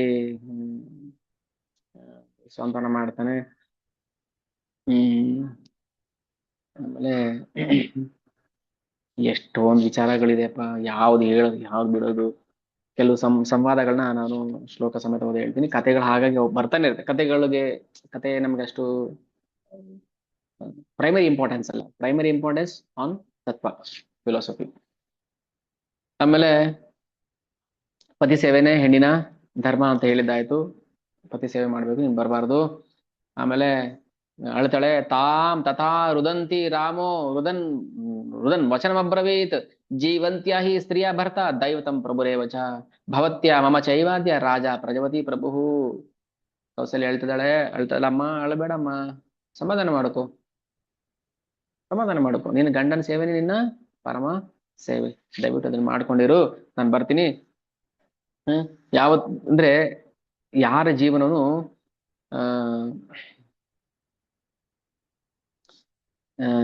ಸುಖಮಯವಾಗಿರೋದಿಲ್ಲ ಅಂತ. ಅದು ಯಾರೇ ಆಗಿರ್ಲಿ, ಯಾರ ಜೀವನವೂ ಕೂಡ ಸುಖಮಯವಾಗಿ ಇರೋದಿಲ್ಲ. ರಾಮಚಂದ್ರನು, ಭಗವಂತನು ಕೂಡ ದುಃಖ ಪಟ್ನಲ್ಲ, ಶೋಕ ಪಟ್ನಲ್ಲ. ಹೌದಲ್ಲ? ನಾವು ಖುಷಿಗೋಸ್ಕರ ಒದ್ದಾಡ್ತೇವೆ. ಖುಷಿ ಇಲ್ಲ ನನಗೆ ಜೀವನದಲ್ಲಿ, ಬರುತ್ತೆ ಹೋಗುತ್ತೆ ಅದು. ನಾವು ಖುಷಿ ದುಃಖದ ಬಗ್ಗೆ ಯೋಚನೆ ಮಾಡಂಗಿಲ್ಲ, ಅದು ಬರ್ತಿರುತ್ತೆ ಹೋಗ್ತಿರುತ್ತೆ. ನಮ್ಮ ಭಕ್ತಿಗೆ ಅದು ಅಡ್ಡ ಆಗಬಾರ್ದು ಅಷ್ಟೇನೆ. ನಮ್ಮ ಭಕ್ತಿಗೆ ನಾವು ನಡೀತಾ ಇರೋ ದಾರಿಯಲ್ಲಿ ಒಂದು ಮುಳ್ಳೋ ಕಲ್ಲೋ ಇದ್ರೆ ಅದು ನಮ್ಮ ದಾರಿಗೆ ಅಡ್ಡ ಮಾಡುತ್ತೆ ಅಂತ ನಾವು ಅದನ್ನ ತಳ್ಳಬೇಕು, ಸೈಡ್ಗೆ ಬಿಸಾಕ್ಬಿಡ್ಬೇಕು ಅದನ್ನು. ಅದಿದ್ರೆ ತಾನೇ ನಮಗೆ ಭಕ್ತಿಗೆ ತೊಂದರೆ ಆಗುತ್ತೆ. ಅದಕ್ಕೆ ಹೇಳ್ತಾರೆ, ಹಿಂಸೆ ಪಟ್ಕೋಬೇಡ, ನೋವು ಪಟ್ಕೋಬೇಡ, ನೀನು ನೆಮ್ಮದಿಯಿಂದ ಇರು. ನಾನು ಬಂದ್ಬಿಡ್ತೀನಿ, ಎಲ್ಲೂ ಹೋಗೋದಿಲ್ಲ ನಾನು. ಕೌಸಲ್ಯ ಹೇಳ್ತಾಳೆ. ಆಮೇಲೆ ಆಯ್ತಪ್ಪ, ನೀನು ಕಾಡಿಗೆ ಹೋಗ್ಬಾ, ಮನೆ ತಡೆಯಕ್ ಆಗೋದಿಲ್ಲ. ಅವಾಗ ಆಶೀರ್ವಾದ ಮಾಡ್ತಾಳೆ. ಹೆಂಗ್ ಆಶೀರ್ವಾದ ಮಾಡ್ತಾಳೆ ನೋಡಿ, ಎಲ್ಲಾರು ಪ್ರಾರ್ಥನೆ ಮಾಡ್ಕೋತಾಳೆ. ಅಂದ್ರೆ ನೀನು ತಂದೆ ತಾಯಿಗೆ ಮಾಡಿದ ಸೇವೆ ನಿನ್ನ ಕಾಪಾಡ್ಲಿ, ನಿನ್ನ ಸತ್ಯದ ಪಾಲನೆಯನ್ನ ನಿನ್ನ ಕಾಪಾಡ್ಲಿ, ನಿನ್ನ ಸದ್ಗುಣಗಳನ್ನ ನಿನ್ ಕಾಪಾಡ್ಲಿ, ವಿಶ್ವಾಮಿತ್ರ ಗುರುಗಳ ಕೃಪೆ ನಿನ್ನ ಕಾಪಾಡ್ಲಿ, ಆಮೇಲೆ ಧರ್ಮ ನಿನ್ನ ಕಾಪಾಡ್ಲಿ, ಕಾಡಲ್ಲಿ ಮರ ಗಿಡಗಳು ನಿನ್ನ ಕಾಪಾಡ್ಲಿ, ಸೂರ್ಯ ಚಂದ್ರರು ಕಾಪಾಡ್ಲಿ, ದಿಕ್ಕುಗಳು ಕಾಪಾಡ್ಲಿ, ಕಾಲ ನಿನ್ನ ಕಾಪಾಡ್ಲಿ, ದೇವತೆಗಳು ನಿನ್ನ ಕಾಪಾಡ್ಲಿ, ಋಷಿ ಎಲ್ಲರಿಗೂ ಎಲ್ಲ ಆಶೀರ್ವಾದ ಮಾಡ್ಬಿಡ್ತಾಳೆ. ಎಲ್ಲರೂ ಅನುಗ್ರಹ ಮಾಡ್ಲಿ ನಿನಗೆ. ಸಮಸ್ತ ಪರ್ವತಗಳು, ಗಿರಿ ಕಾನನಗಳು, ಸಮುದ್ರ, ಅಂತರಿಕ್ಷ, ಭೂವ, ಸ್ವರ್ಗ, ಎಲ್ಲ ಲೋಕದ ನಿವಾಸಿಗಳು ನಿನ್ನ ಕಾಪಾಡ್ಲಿ ಅಂತ ಆಶೀರ್ವಾದ ಮಾಡಿ ಕಳ್ಸಿಕೊಟ್ಟು ಬಿಡ್ತಾಳೆ. ಆಮೇಲೆ ರಥ ಸಿದ್ಧ ಆಯ್ತು. ಎಲ್ಲ ಅಯೋಧ್ಯೆ ಪ್ರಜೆಗಳೆಲ್ಲ ದುಃಖದಲ್ಲಿ ಗೋಳಾಟ. ಅಯ್ಯೋ, ರಾಮಚಂದ್ರ ಕಾಡಿಗೆ ಹೋದ, ರಾಮಚಂದ್ರ ಕಾಡಿಗೆ ಹೋಗ್ತಿದ್ದಾನೆ. ಇಲ್ಲ, ಹೆಂಡತಿಯರು ನಗರವಾಸಿ ಹೇಳ್ತಾರೆ, ರೀ ಹೋಗ್ರಿ, ಅವ್ರ ಜೊತೆ ನೀವು ರಾಮನ ಕರ್ಕೊಬನ್ನಿ, ಹೋಗಿ ಬಿಡ್ಬೇಡಿ ರಾಮಚಂದ್ರನ ಹೋಗೋದಿಕ್ಕೆ, ನೀವು ಗಂಡಸ, ನೀವು ಕೈ ಬೆಳೆ ತೊಟ್ಕೊಂಡಿದ್ದೀರಿ, ನೀವು ಹೋಗ್ರಿ ಅಂತ ಎಲ್ಲ ಪತ್ನಿಯರು, ಸ್ತ್ರೀಯರು ಗಂಡಂದ್ರನ್ನ ಕಳ್ಸಿಕೊಡ್ತಾರೆ. ರೀ ರಾಮಚಂದ್ರನಿಗೆ ಏನಾಯ್ತು, ಅಯ್ಯೋ ಇವರೆಲ್ಲ ಬಂದ್ರೆ ತೊಂದರೆ ಆಗುತ್ತೆ ಸುಮಂತ್ರ ಅಂತ ಹೇಳಿ ರಥವನ್ನ ನೇರವಾಗಿ ಗಂಗಾ ನದಿ, ಶೋಣ ನದಿ ಹತ್ರ ಕರ್ಕೊಂಡ್ ಬರ್ತಾರೆ. ಅಷ್ಟೊತ್ತಿಗೆ ಸೀತೆಗೆ ಕನ್ವಿನ್ಸ್ ಮಾಡಿ ಸೀತೆ ಮತ್ತೆ ಲಕ್ಷ್ಮಣನ್ನು ಕರ್ಕೊಂಡು ಹೋಗ್ತಾರೆ. ಸೀತೆಗೆ ದಾರುಣವಾದ ಸ್ಥಿತಿ. ವಸಿಷ್ಠರು ಬೈತಾರೆ ಅವರಿಗೆ, ಕೈಕೆಗೆ. ಒಂದು ಹೆಣ್ಣಾಗಿ ಇನ್ನೊಬ್ಬ ಹೆಣ್ಣಿನ ನೋವು ಅರ್ಥ ಮಾಡ್ಕೊಳಕ್ ಆಗೋದಿಲ್ವಾ? ಸೀತಾಮಾತೆ ಆ ಕೋಮಲವಾದ ಪಾದವನ್ನ ಕಾಡಲ್ಲಿ ಅಲಿಸ್ತಾ ಇದೆಯಲ್ಲ, ನಿನಗೆ ಕರುಣೆನೇ ಇಲ್ವಾ? ನಿನಗೆ ಹೆಣ್ಣಿಗೆ ಹೆಣ್ಣೆ ಶತ್ರು ಅನ್ನೋ ತರ ಕೈಕೆಗೆ ಬೈತಾರೆ, ವಸಿಷ್ಠರು ಬೈತಾರೆ, ಸುಮಂತ್ರ ಬೈತಾನೆ. ಸುಮಂತ್ರ ಅಂತೂ ತುಂಬಾನೇ ನಿಂದನೆ ಮಾಡ್ಬಿಡ್ತಾನೆ ಏಕಾಏಕಿ ವಿವೇಕವಚನದಲ್ಲೆಲ್ಲ. ಆಮೇಲೆ ಏನ್ ಮಾಡ್ತೀರಾ, ಹೋಗ್ಲೇಬೇಕು ಅಂತ ಪಟ್ಟಿಡ್ದೇಳೆ ಹೋಗ್ಲೇಬೇಕು. ಆದ್ರೆ ಸೀತೆನ ಕಾಡು ಕಳಿಸ್ಬೇಕು ಅನ್ನೋ ಉದ್ದೇಶ ಅವಳದು ಇರ್ಲಿಲ್ಲ. ಆದ್ರೂ ಸೀತೆಗೆ ಅಂತ ಬಟ್ಟೆ ರೆಡಿ ಮಾಡ್ಕೊಂಡು, ಅವ್ರು ಹೇಳ್ತಾರಲ್ಲ ವಾಲ್ಮೀಕಿಗಳು, ಅವಳಿಗೆ ನಾರು ಮುಡಿ ಹುಟ್ಟೆ ಅಭ್ಯಾಸನೇ ಇಲ್ಲ. ರಾಮಚಂದ್ರ ಏನ್ ಮಾಡ್ತಾನೆ, ಅವಳು ಇಟ್ಟಿರೋ ಸೀರೆ, ರೇಷ್ಮೆ ಸೀರೆ ಮೇಲೆ ಆ ನಾರು ಮುಡಿಯನ್ನು ಉಡಿಸ್ತಾನೆ, ಹೀಗೆ ಉಟ್ಕೋಬೇಕು ಅಂತ ಕರ್ಕೊಂಡು ಹೋಗ್ತಾನೆ. ಹೇಗಿರ್ಬೋದು ಅದು? ಅವಾಗ ರಾಮ ಮತ್ತೆ ಸೀತೆಯರ ಸಂವಾದ ಆಗುತ್ತೆ, ಎಲ್ಲಾನು ಹೇಳಕ್ಕಾಗಲ್ಲ. ಸೊ ಚುಟುಕಾಗಿ ಹೇಳ್ಬೇಕಾದ್ರೆ, ಗಂಡನನ್ನ ಅನುಚರಣೆ ಮಾಡೋದು, ಗಂಡನ ಸೇವೆ ಮಾಡೋದು ಪತ್ನಿಯ ಧರ್ಮ. ನೀವೆಲ್ಲೇ ಇದ್ರು ನಾನು ಇರ್ಬೇಕು, ನೀವು ಕಾಡಲ್ಲಿರ್ಲಿ ನಾಡಲ್ಲಿರ್ಲಿ ನಾನು ನಿಮ್ಮನ್ನ ಫಾಲೋ ಮಾಡ್ತೀನಿ ಅಂತ ಹೇಳಿ ಅಲ್ಲಿಂದ ಹೊರಟು ಬಿಡ್ತಾರೆ. ಪ್ರಾರ್ಥನೆ ಆಯ್ತು. ಅದಾದ್ಮೇಲೆ ಯಾಕೆ ಕರ್ಕೊಂಡು ಹೋಗ್ಬಾರ್ದು ಅಂತ ರಾಮ ಹೇಳ್ತಾನೆ. ಅಲ್ಲೇ ಕಾಡು ಪ್ರಾಣಿಗಳು ಕಾಟ ಇದೆ, ಅಲ್ಲಿ ಕಾಲಕ್ಕೆ ಊಟ ಸಿಗೋದಿಲ್ಲ, ನಿದ್ರೆ ಮಾಡಕ್ಕೆ ಅವಕಾಶ ಇರೋದಿಲ್ಲ, ತುಂಬಾ ಕಷ್ಟ ಇದೆ, ಬೇಡ, ಇಲ್ಲ ಆದ್ರೂ ಪರವಾಗಿಲ್ಲ ನಾನು ನಿಮ್ ಜೊತೆ ಬರ್ಲೇಬೇಕು ಅಂತೇಳಿ ಹೇಳ್ತಾರೆ. ಆಮೇಲೆ ನಗರವಾಸಿಗಳು ಪ್ರಾರ್ಥನೆ ಮಾಡ್ಕೊಳ್ತಾರೆ, ಎಲ್ಲ ದಾನ ಮಾಡ್ಬಿಡ್ತಾನೆ. ಆಮೇಲೆ ರಾಮಚಂದ್ರನ ಹತ್ರ ಏನೆಲ್ಲ ಆಸ್ತಿ ಇತ್ತು ಅದೆಲ್ಲ ದಾನ ಮಾಡ್ತಾನೆ, ಎಲ್ಲ ಬ್ರಾಹ್ಮಣರಿಗೆ ದಾನ ಮಾಡಿ ಹೊರಟೋಗ್ಬಿಡ್ತಾನೆ. ಬರೀ ಏನಂದ್ರೆ ಧನುಸ್ ಮಾತ್ರ ಹಿಡ್ಕೊಂಡು ಹೋಗಿರ್ತಾರೆ ಅಷ್ಟೇ. ಒಂದು ಪುಷ್ಪ ಮಾಲೆ ಇರುತ್ತೆ ಭಗವಂತಂದು, ರಾಮಚಂದ್ರ ಮತ್ತೆ ಧನುಸ್, ಇಷ್ಟೇ, ಇನ್ನೇನು ತಗೊಂಡೋಗಿಲ್ಲ ಅವರು. ಜನ ಉಪ್ಪರಿಗೆ ಮೇಲೆ ಹತ್ಬಿಟ್ಟು ಅಳ್ತಾ ಇದಾರೆ, ಗೊಳು ಅಂತ ಹೇಳ್ತಾ ಇದಾರೆ. ಎಷ್ಟು ಅಳ್ತಾ ಇದ್ರು ಅಂದ್ರೆ ಅವರ ಕಣ್ಣೀರೇ ರಸ್ತೆ ತುಂಬಾ ನಿಂತು ಬಿಟ್ಟಿರುತ್ತೆ. ರಾಮಚಂದ್ರ ಹೋಗೋ ದಾರಿಲಿ ಅಷ್ಟು ಕಣ್ಣೀರ್ ಹಾಕಿರ್ತಾರೆ ಅಯೋಧ್ಯೆ ಜನರು. ಹೇಳ್ತಾರೆ, ಐಶ್ವರ್ಯಸ್ಯ ರಸಜ್ಞ ಸನ್ ಕಾಮಾನಂ ಚಾಕರೋ ಮಹಾನ್ ನೇಚತೆ ಇವಾನೃತಂ ಕರ್ತುಂ ವಚನಂ ಧರ್ಮ ಗೌರವತ್ ಯಾನ ಶಕ್ಯ ಪುರಾ ದ್ರಷ್ಟುಂ ಭೂತೈರ್ ಆಕಾಶ ಗೈರಪಿ. ಅವ್ರು ಕಿರಿಸ್ತಾ ಇದ್ದು ಹೆಂಗೆ ಅಂದ್ರೆ, ಆಕಾಶ ಕಡೆ ನೋಡ್ಕೊಂಡು ಅಯ್ಯೋ ಏನ್ ಗತಿ ಬಂತು ನಮ್ಗೆ, ಆಕಾಶದ ಕಡೆ ತಲೆ ನೋಡ್ಕೊಂಡು ಭೂತೈರ್ ಆಕಾಶ ಗೈರಪಿ ತಾಮಧ್ಯ ಸೀತಾಂ ಪಶ್ಯಂತಿ ರಾಜಮಾರ್ಗಗತ ಜನ. ಸೀತೆ ನೋಡಂತೂ ಇನ್ನೂ ಜನ ಅಳ್ತ್ಬಿಟ್ರು. ಏನು ಆ ದಶರಥನಿಗೆ ಬಂದಿರೋದು, ಆ ಮುದುಕನಿಗೆ ಏನ್ ಬಂದಿದೆ? ಈಗ ತಾನೇ ಮದುವೆ ಆಗಿದ್ದಾರೆ, ಅವ್ರನ್ನ ಕಾಡ ಕಳಿಸೋದನಲ್ಲ ಇವನು ಅಂತ. ಯಾರು ಬಯಸ್ಕೊಳ್ಳೋದು ಇವಾಗ? ರಾಜ ಮಾಡಿದ ತಪ್ಪೇನು? ಏನ್ ಬೇಕು ವರ ಕೇಳ್ಕೊ, ಹೋಗ್ ಕೊಟ್ಬಿಡ್ತೀನಿ ಅಂದ.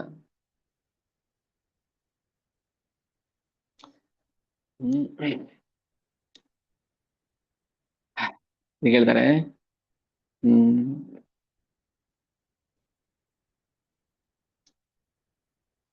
ಉದ್ಯಾನಾನಿ ಪರಿತ್ಯಜ್ಯ ಕ್ಷೇತ್ರಾಣಿ ಚ ಗೃಹಾಣಿ ಚ ಏಕ ದುಃಖ ಸುಖ ರಾಮ ಅನುಗಚ್ಚಾಮ ಧಾರ್ಮಿಕಂ. ನಾವೆಲ್ಲ ಮನೆಯನ್ನು ಬಿಟ್ಟು ನಾವು ಕಾಡಿಗೆ ಹೋಗ್ಬಿಡ ಬನ್ರಿ, ನಾವು 14 ವರ್ಷ ಕಾಡಲ್ಲಿ ಇದ್ಬಿಟ್ಟು ಬರೋಣ ಅಂತ ಜನರು. ಹೀಗೆ ತುಂಬಾ ಕಷ್ಟಪಟ್ಬಿಟ್ಟ ಭಗವಂತ ರಾಮಚಂದ್ರ. ಯಾಕೋಸ್ಕರ? ನಾನೇ ಪಟ್ಟಿದ್ದೀನಿ, ನಿಮ್ದೇನು? ನೀವೇ ಕಷ್ಟಪಡ್ಬಾರ್ದು? ಸುಖ ಬೇಕಾ ನಿಮ್ಗೆ? ಸುಖ ಬೇಕಾದ್ರೆ ಸುಖನ ಬಯಸ್ಬಾರ್ದು ಅಷ್ಟೇ. ಮತ್ತೆ ಏನ್ ಬರ್ತೋ ಸ್ವೀಕಾರ ಮಾಡ್ಬೇಕು.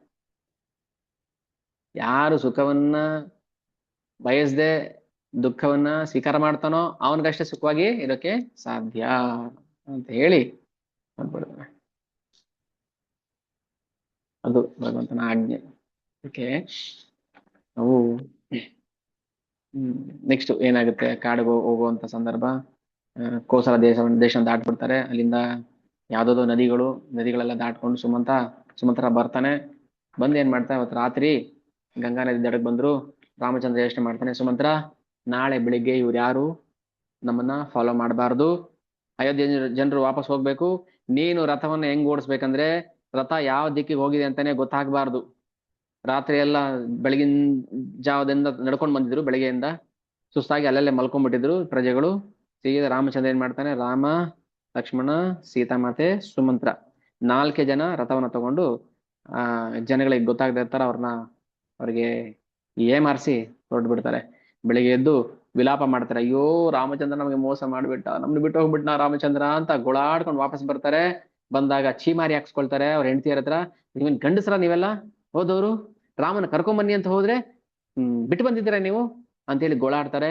ರಾಮಚಂದ್ರ ಕಾಡಿಗೆ ಹೋದ ನಮ್ಮನ್ನ ಬಿಟ್ಟು ಅಂತ ತಿಳಿದ ತಕ್ಷಣ ಅಲ್ಲಿರುವಂತ ಹಸುಗಳು ಯಾರು ಹುಲ್ ತಿಂತಿರ್ಲಿಲ್ಲ, ಹಾಲು ಕೊಡ್ತಿರ್ಲಿಲ್ಲ, ಯಾವ ಕರುಗಳು ಹಾಲು ಕುಡಿತಿರ್ಲಿಲ್ಲ, ಯಾವ ಮಕ್ಳಿಗೂ ತಾಯಂದ್ರು ಹಾಲು ಕುಡಿಸ್ತಿರ್ಲಿಲ್ಲ. ಯಾರಾದ್ರೂ ಅವತ್ತಿನ ದಿನ ಹುಟ್ಟಿದ್ರೆ ಅವ್ರನ್ನ ಶಪಿಸ್ತಾ ಇದ್ರು, ಛೀ ಯಾರಿದ್ರ ರಾಮಚಂದ್ರ ಕಾಡಿಗೆ ಹೋಗಿದ್ದಿನ ಹುಟ್ಟಿದ್ಯಾ ನೀನು ಅಂತ ಶಪಿಸ್ತಾ ಇದ್ರಂತೆ. ಯಾರ ಮೇಲೂ ಒಲೆ ಹಚ್ಚಿಲ್ಲ, ದೀಪ ಹಚ್ಚಿಲ್ಲ, ಬಿಕೋ ಅಂತ ಸ್ಮಶಾನ ಮೌನ ಆಗ್ಬಿಟ್ಟಿತ್ತು. ಸೊ ರಾಮಚಂದ್ರ ಅಲ್ಲಿಂದ ನದಿ ದಾಟ್ಕೊಂಡು, ಶೋಣ, ಗಂಗಾ ನದಿ ದಾಟ್ಕೊಂಡು ಗುಹನ ಆಸ್ಥಾನಕ್ಕೆ ಬರ್ತಾರೆ, ಅಂದ್ರೆ ಗುಹನ ರಾಜ್ಯಕ್ಕೆ. ಗುಹ ದಶರಥನ ಮಿತ್ರ, ಅವನೊಬ್ಬ ಕಾಡು ಜನ, ಅವನು ಬ್ರಾಹ್ಮಣ, ಕ್ಷತ್ರಿಯ, ವೈಶ್ಯ ಏನೂ ಅಲ್ಲ, ಒಬ್ಬ ಕಾಡಿನ ರಾಜ. ಸೊ ಅವನು ರಾಮಚಂದ್ರ ಮಹಿಮೆನ ತಿಳ್ಕೊಂಡಿದ್ದ. ರಾಮಚಂದ್ರ ಧರ್ಮಜ್ಞ, ಕೃತಜ್ಞ ಅಂತ ಹೇಳಿ. ಆಗ ರಾಮನನ್ನ ಹೇಗೆ ಸತ್ಕಾರ ಮಾಡ್ತಾನೆ, ರಾಮನ ಸ್ನೇಹ ಹೇಗಿರುತ್ತೆ, ಗುಹನ ಸ್ನೇಹ ಅನ್ನೋದನ್ನ ನಾವು ನಾಳೆ ಚರ್ಚೆ ಮಾಡೋಣ. ಓಕೆ, ಸೊ ಇಷ್ಟೊಂದು ಸಾರಾಂಶ, ರಸ, ಧರ್ಮದ ಸಾರಾಂಶ ಇದೆ, ನಮ್ಗೆ ಅದು ಅರ್ಥ ಆಗ್ತಾ ಇಲ್ಲ ಅಷ್ಟೇ. ಓಕೆ, ಕತೆ ಮಾತ್ರ ಕೇಳ್ತೀವಿ ನಾವು, ಕತೆ ಚೆನ್ನಾಗೇ ಇರುತ್ತೆ. ರಾಮಚಂದ್ರ ಕತೆ ಯಾರಿಗೆ ಚೆನ್ನಾಗಿರೋದಿಲ್ಲ? ಅದರ ಆಳವನ್ನ ನಾವು ಅರ್ಥ ಮಾಡ್ಕೋಬೇಕು. ಅದಕ್ಕೆ ವಾಲ್ಮೀಕಿ ರಾಮಾಯಣ ಕೊಡುವಂತ ರುಚಿ ಬೇರೆ ಯಾವುದು ನಮಗೆ ಕೊಡೋದಿಲ್ಲ. ವಾಲ್ಮೀಕಿ ರಾಮಾಯಣವನ್ನೇ ನಾವು ಓದ್ಬೇಕು. ಎಷ್ಟೋ ಪಾಠಾಂತರ ಆಗಿರುತ್ತೆ, ಎಷ್ಟೋ ವಿಕ್ಷಿಪ್ತ ಬಂದಿರುತ್ತೆ, ಅಂದ್ರೆ ಅಡಿಷನಲ್ ಕೆಲವು ಕಥೆಗಳನ್ನ ಸೇರಿಸಿರ್ತಾರೆ. ಸೊ ಅವೆಲ್ಲ ನಾವು ಬಿಟ್ಬಿಡ್ಬೇಕು. ಮನೋರಂಜನೆ ಸೇರಿಸಿರ್ತಾರೆ, ಇಲ್ಲಿ ಯಾವ್ದು ಮನೋರಂಜನೆ ಇಲ್ಲ. ಪ್ರತಿಯೊಂದು ಮಾತು ಕೂಡ ವಾಲ್ಮೀಕಿ ಏನ್ ಹೇಳಿದ್ರು ಅದನ್ನ ಹೇಳ್ತಾ ಇರೋದು. ಏನ್ ಮಾತಾಡಿದ್ರು ಅಂತ ಹೇಳಿದ್ರು ಅದೆಲ್ಲ ವಾಲ್ಮೀಕಿಗಳ ರಚನೆ. ಓಕೆ, ಸೊ ಇಲ್ಲಿ ನಾವು ನಿಲ್ಸೋಣ. ಮುಂದೆ ಗುಹ ಅಲ್ಲಿಂದ ನಂತರ ಎಲ್ಲೆಲ್ಲಿ ಹೋಗ್ತಾನೆ ಅನ್ನೋದನ್ನ ನಾವು ಚರ್ಚೆ ಮಾಡೋಣ. ಗುಹ ಇದ್ದು ಶೃಂಗವೇರಪುರ. ಶೃಂಗವೇರಪುರ ಮಧ್ಯ ಭಾರತದಲ್ಲಿ ಎಲ್ಲ ಬರುತ್ತೆ. ಶೃಂಗವೇರಪುರ ಅವನೇನ್ ಮಾಡಿದ್ದಂದ್ರೆ, ಶೃಂಗ ಅಂದ್ರೆ ಬೇಟೆಯಾಡಿದ ಜಿಂಕೆ ಕೊಂಬುಗಳು ಇರುತ್ತಲ್ಲ, ಅದನ್ನೇ ಬಾರ್ಡರ್ ಗಡಿ ಪ್ರದೇಶಕ್ಕೆ ನಿಲ್ಸಿದ್ದಂತೆ. ಶೃಂಗವೇರಪುರ ಇದು ನನ್ನ ಬಾರ್ಡರ್ ಅಂತ, ಯಾರು ದಾಟ ಬರಂಗಿಲ್ಲ ನನ್ನ ಬಾರ್ಡರ್ ಒಳಕ್ಕೆ. ಓಕೆ, ಅವನ ಭಕ್ತಿ ಹೇಗಿತ್ತು ನಾವು ನಾಳೆ ಚರ್ಚೆ ಮಾಡೋಣ. ಓಕೆ, ಏನಾದ್ರು ಪ್ರಶ್ನೆಗಳಿದ್ರೆ ಚರ್ಚೆ ಮಾಡ್ಬೋದು, ಅಥವಾ ಏನಾದ್ರು